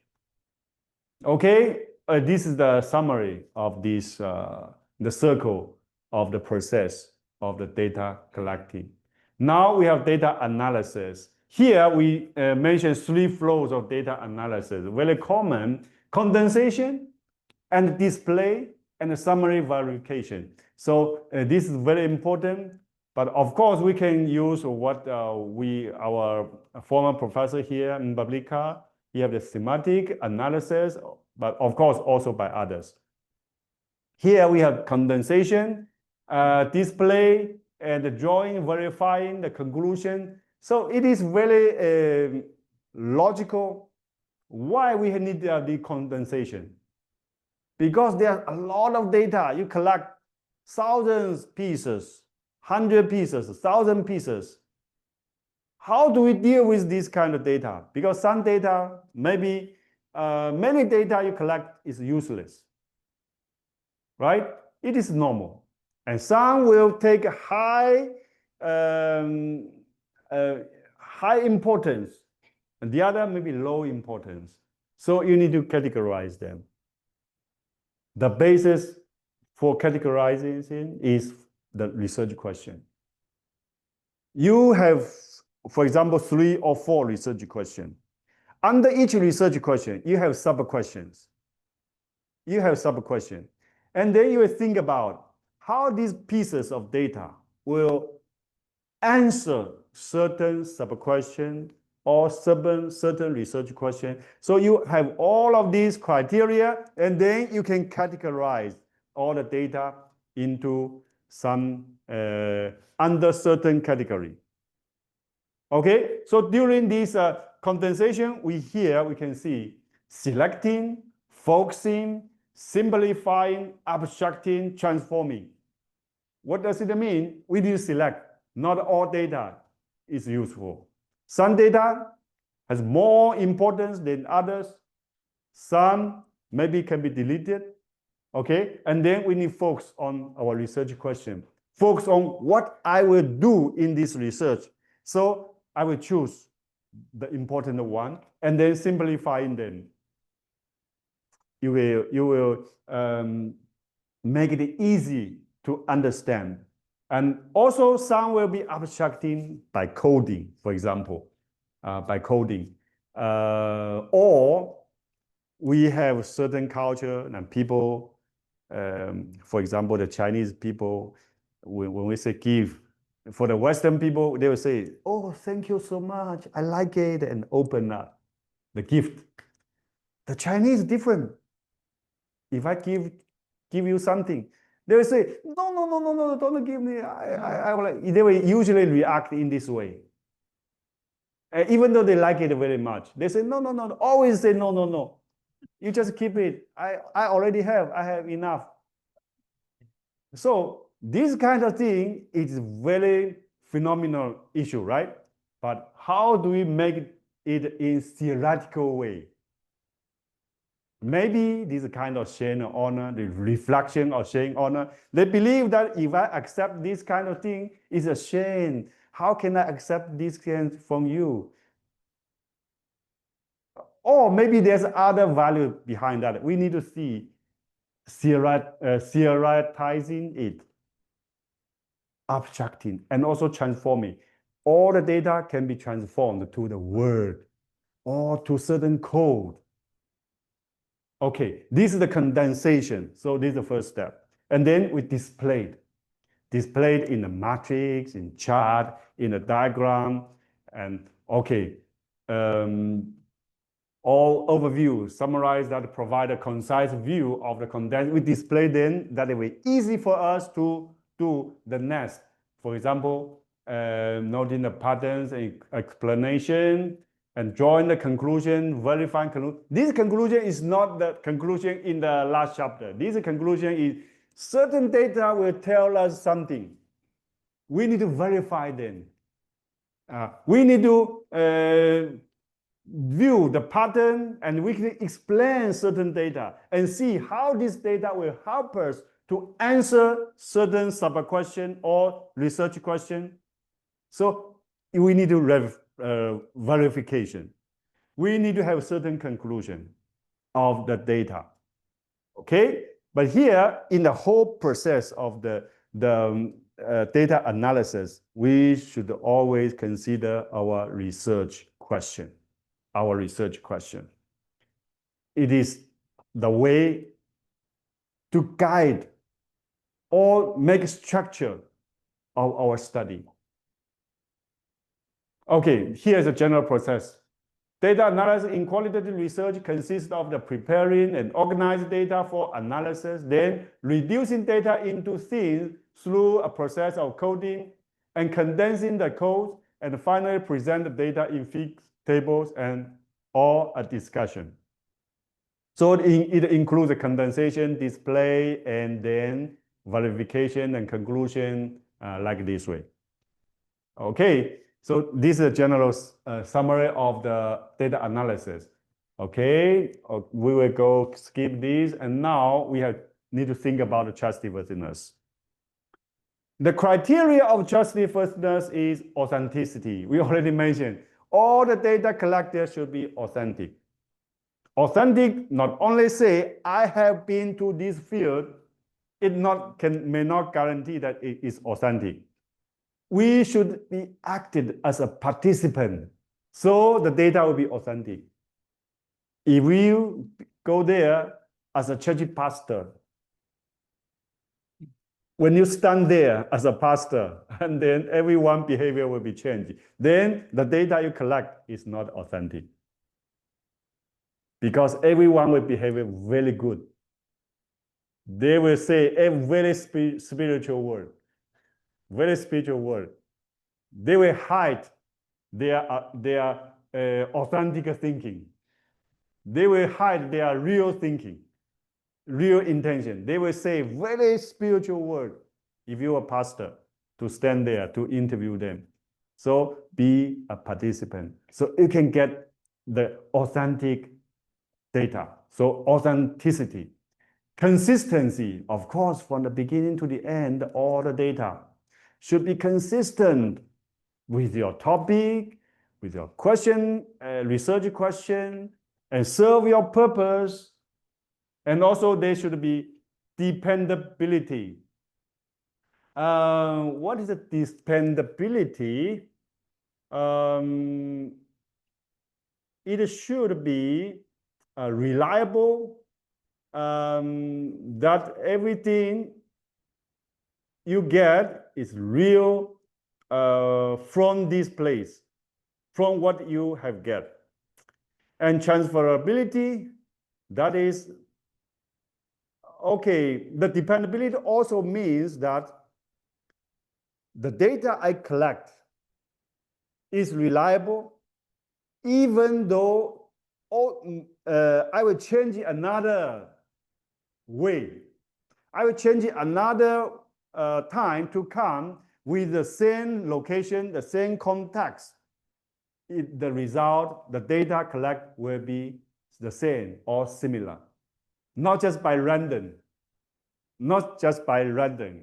If I observe this place, people will always act like this way. But next time, when I come in another way, no, this is not dependent, not dependable. Dependent means if I come for the next time in the same context, the result will be similar.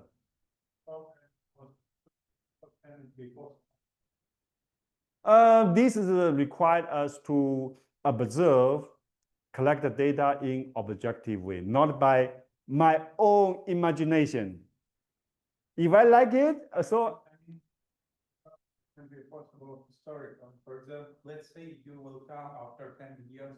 No, we just suppose this data will collect this way, and suppose I come again, and in the same context, the data collect will be in a similar way, not totally different. So the context should be the same. Of course, we have everything, the research is conducted in certain contexts. Every research will be conducted. But it is always other. For example, Big- you come after revolution. Yeah. The political situation, economic is other. It can be the Oh, same. maybe that will be another research. I mean, if I, for example, today I collect this data in this context, so tomorrow I come again with the same context to interview other people or collect this data from other people in the same context. It'll be the result, the data collect will be similar. They can verify to each other. They can prove, be evidence to each other. So it means these are dispensable. It's not just by random. For example, there's an activity, there's special activity of the church, and I come this Sabbath, find there are 200 attendees. And then I say this church has 200 people. But maybe next Sabbath, maybe only 70. Because I don't know. This Sabbath, there are so many members from other churches joined together. So we didn't make that not just one day, or we need to make that 2 days or 2 Sabbaths to give a relatively objective data. This relates to the triangulation. Later we'll talk about that, triangulation. The data from different sources will verify to each other. And also transferability, that means the degree to which the data found in this research can be applied to other. And also the conformability, that means whether this data you found is from the field or by your own imagination. Whether this finding is really come from the field, you get the conclusion from this field, you get this data drop from this field research, or you already have some presumption, and then you create something and you match this with this field work. No, we should make all the data is really come from the field, not from our own imagination or from own presupposition.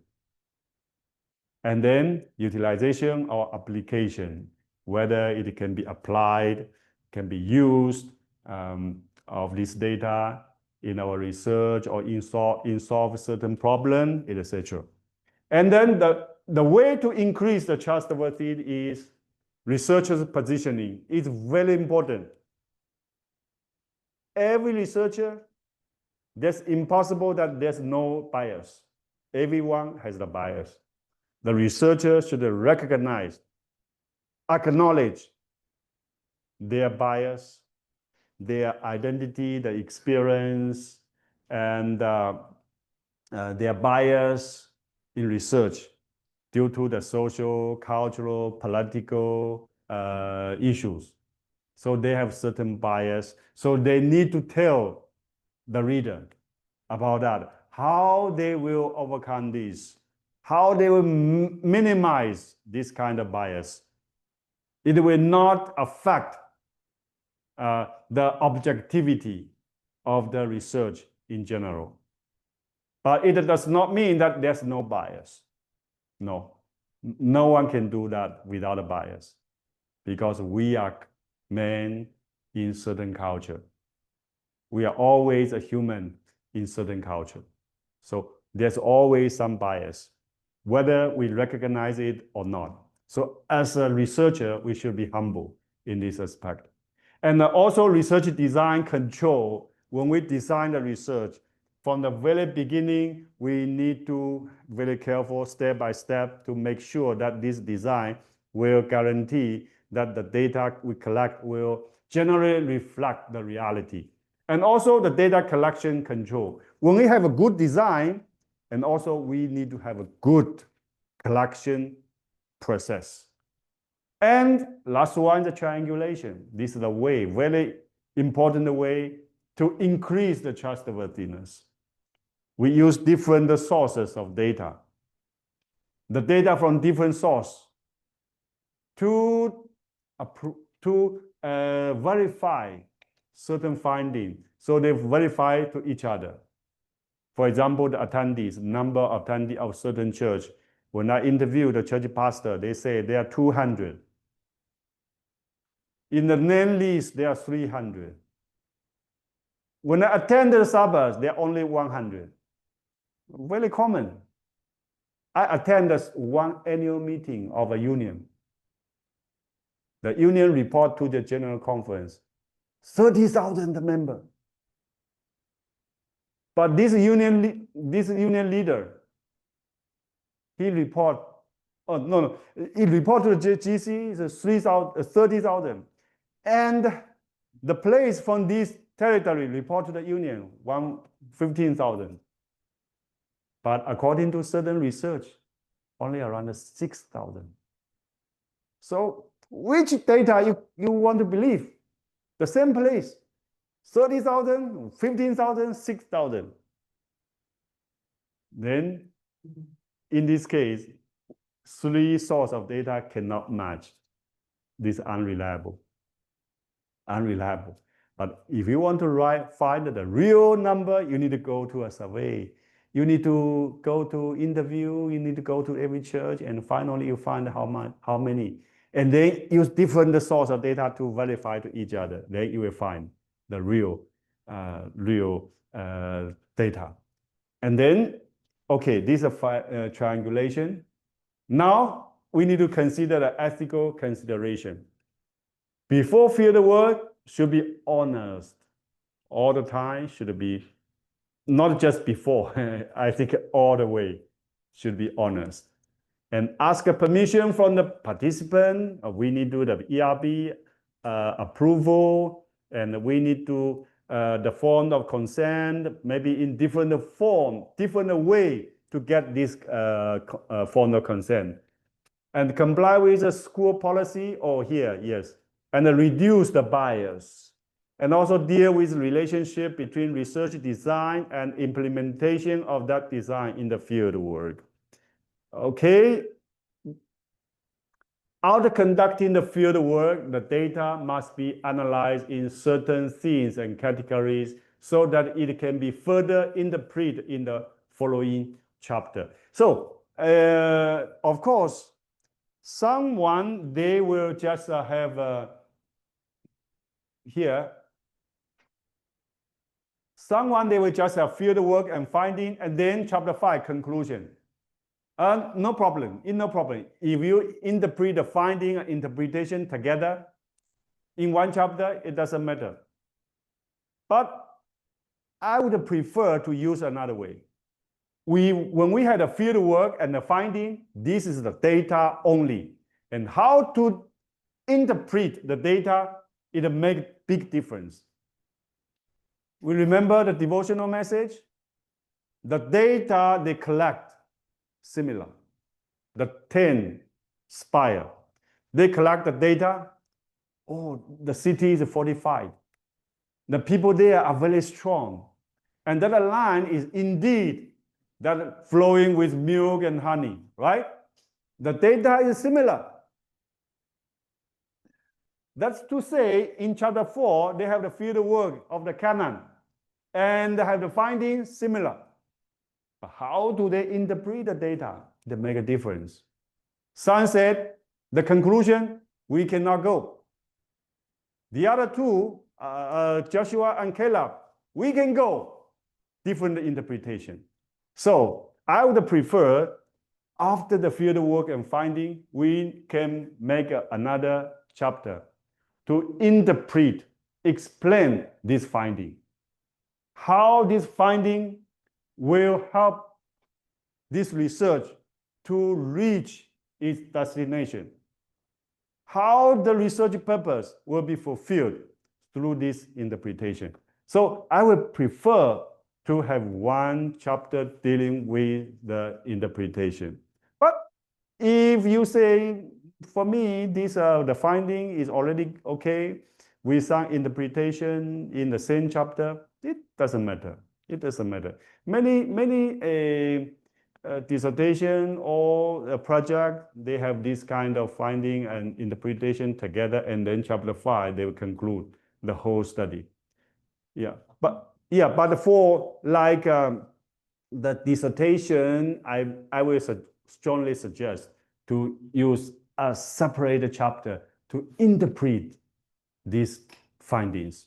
Yes. When we the data, we should be objective, right? What is when we do some studies like ethnography, so we need to be objective on what is just what is there when it comes to bird culture and something like that.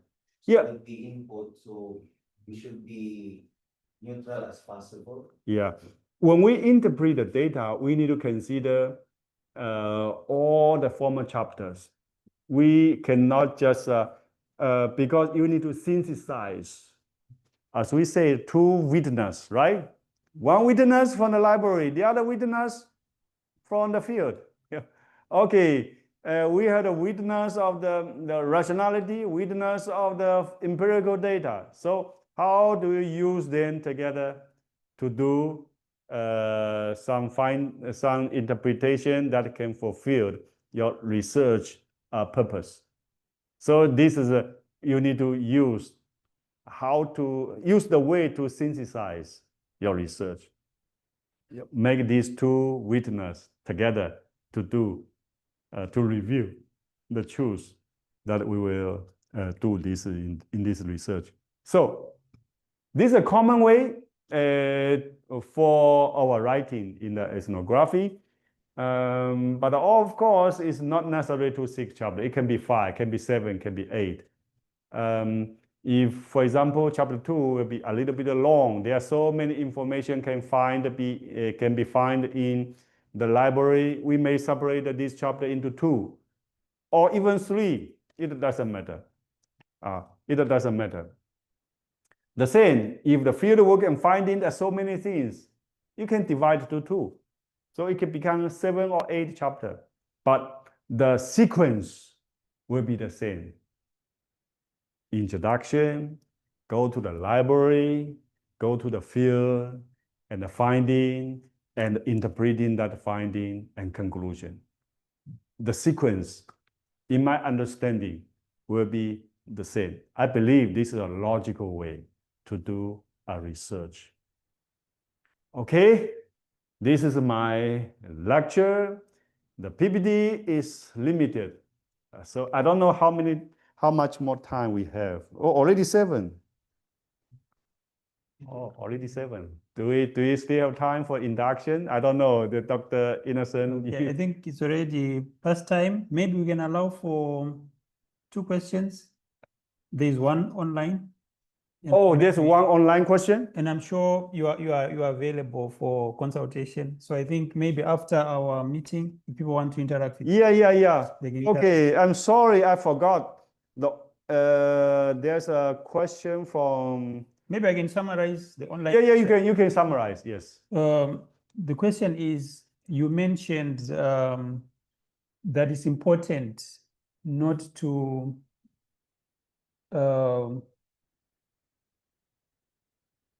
present yourself in a way that will interrupt the data collection when you're going to the field. You mentioned, for example, if you mention that I'm a professor,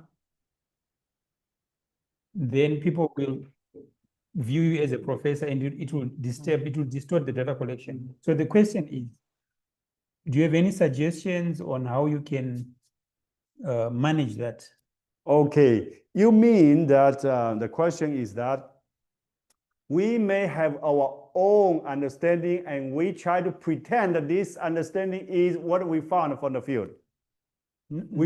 How can we overcome this kind of thinking? Is it a question? How do you prepare yourself for data collection so that you don't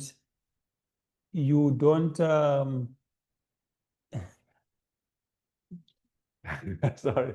How do you welcome if you are a master Okay. going to the field? Okay. Let us see you as a master. Okay. Yeah. How do you welcome it? Oh. Fight your pastor. Yeah, I think the best way is like what Jesus mingle with the people.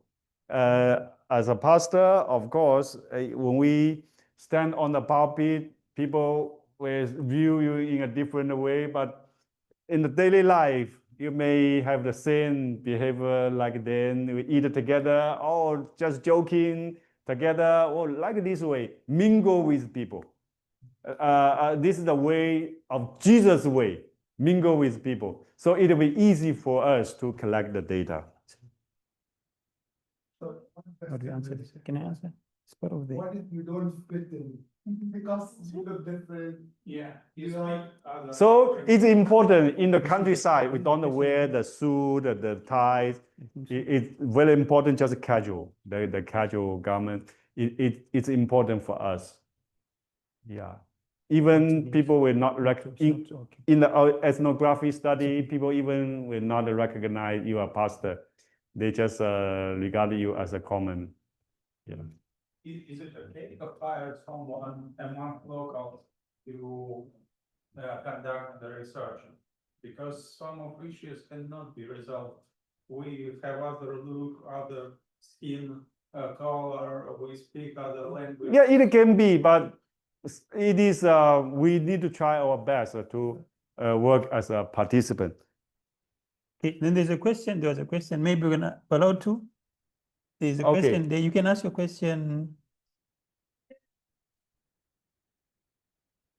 I don't know whether it's recorded or not. It's recorded, yes. Okay. Not one question. Yeah. What is the difference between ethnography and case study? It seems so similar, except. No, they are different. But of course, they are all qualitative research. And the case study, it is based on you need to have choose a case with a clear boundary. It does not necessarily require you to go to that place. But ethnography, it would definitely you need to go to the field. But for the case study, as long as we have a case, we have the boundary of that case, and we choose certain unit of analysis, then we can do this case study. But sometimes we also do the case that we also go to the field. Maybe it's in different extent of collecting the data, like the ethnography. Yeah, there's some similarity because they all belong to the qualitative research, and that all the data is a qualitative data, not a quantitative. Like many units. It can be organized by your research question. We do not say it's a unit of analysis. Yeah.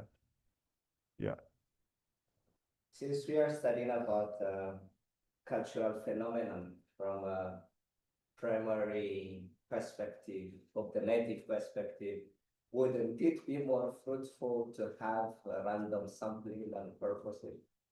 Maybe 5 more minutes for questions. Not necessarily, because random understanding certain culture is not that everyone will know. If you randomly to interview someone, they will understand the culture just by eating or what they're wearing. They do not know what is behind this. Only those special persons, like in specialists in certain cultural phenomenon, they can tell you what does it mean. Even in my culture, people do this every day, but they do not know what is the meaning behind that. So you need to go to certain people. For this kind of cultural phenomena, you just by observation, sometimes will be enough. But what is the behind this? You can ask the people by randomly ask. Maybe most of them do not understand. Now you need to go to someone that He has a deep understanding of this culture, and they will tell you what is that. So this is the significance of the purposive sampling in the qualitative research. Yeah. One more question Okay. here. Yes. My question is, in step 4, you made mention of data collection. In step 4, you made mention of data collection. Data You collection. also spoke about gaining access. Yeah. So I want to clarify. For example, I'm about to conduct a research. Am I to speak to my audience first before picking my topic? Because the reason why I'm asking the question is there might be a situation where you will have your questions ready and you might have the approval from the board to go for the collection. Yeah. And we get to the location, Yeah. then we deny you access for. No, we get the, for example, the ERB approval. This only from the school side. We get the ERB approval to make our research ethical, but it does not mean it is real ethical.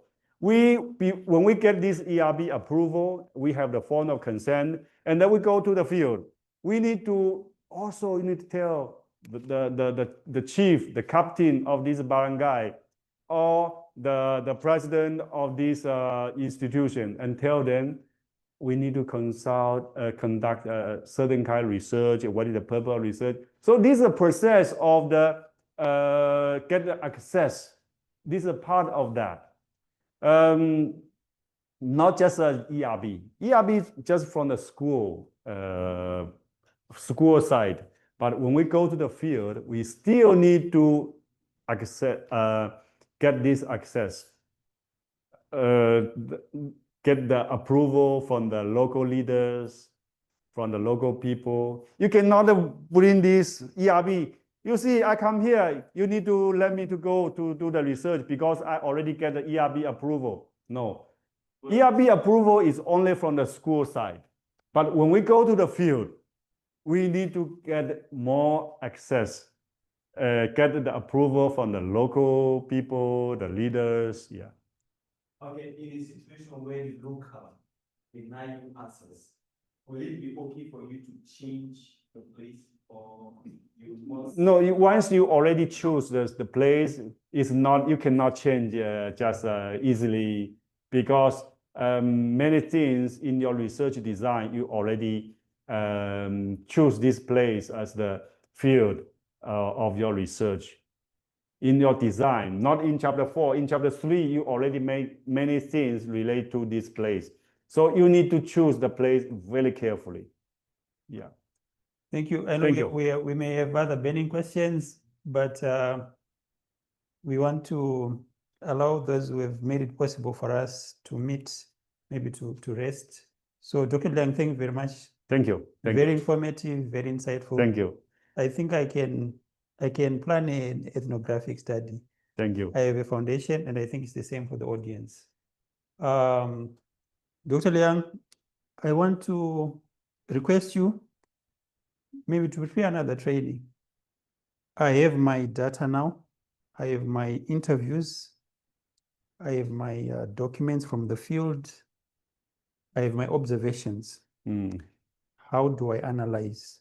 Okay. How do I analyze? Maybe in more depth. You mean especially on the data analysis? Yeah. So maybe can you prepare a session for that?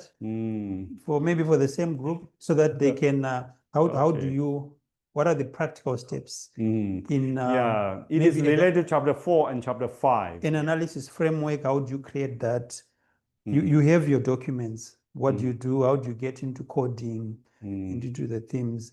So, on behalf of the APRC office, VPA's office, want to thank you very much for the Thank you. Thank you. Great. Thank you. Thank you. Can we have a photo? Can we have a photo, and then I'll ask Lisa to pray for us after the photo. Yes. So we can you all come? Then we have a photo, and okay. Can we have the poster photo displayed here? Then we can have the photo. Okay, all stand here, or? I think we can stand. Okay. Then, thank you for joining. I'm happy that we have So, audience, we come together. Yeah, our boss here. Come. Yeah.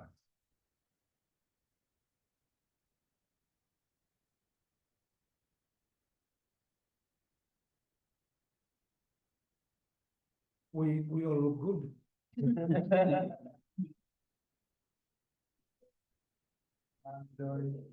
Yeah.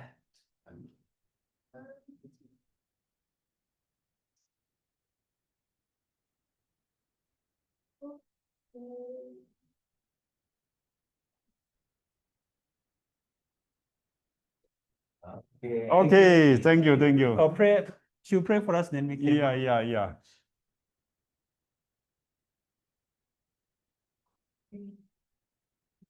A privilege for us to attend the first presentation for today. Lord, it has enlightened our minds and made clarity to some things that we have questions or we have confusion with. But we thank you for giving this opportunity. May you continue to bless our professor as well as our facilitator and others who have played a part in making this workshop a advantage to us students. May you continue to bless us in our studies in Jesus' name. Yeah. Yeah, photos together with the online with the online. Okay, Oh, hello. we turn this way or? Okay. What is there? Someone is there. Go to see us the first. Yes. Yeah. Too good, man. Enjoy multitasking. Yeah, 1, 2, 3, 4.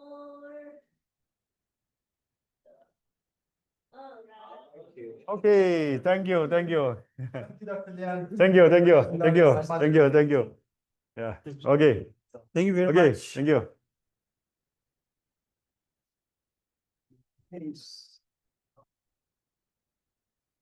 Comena, show your face.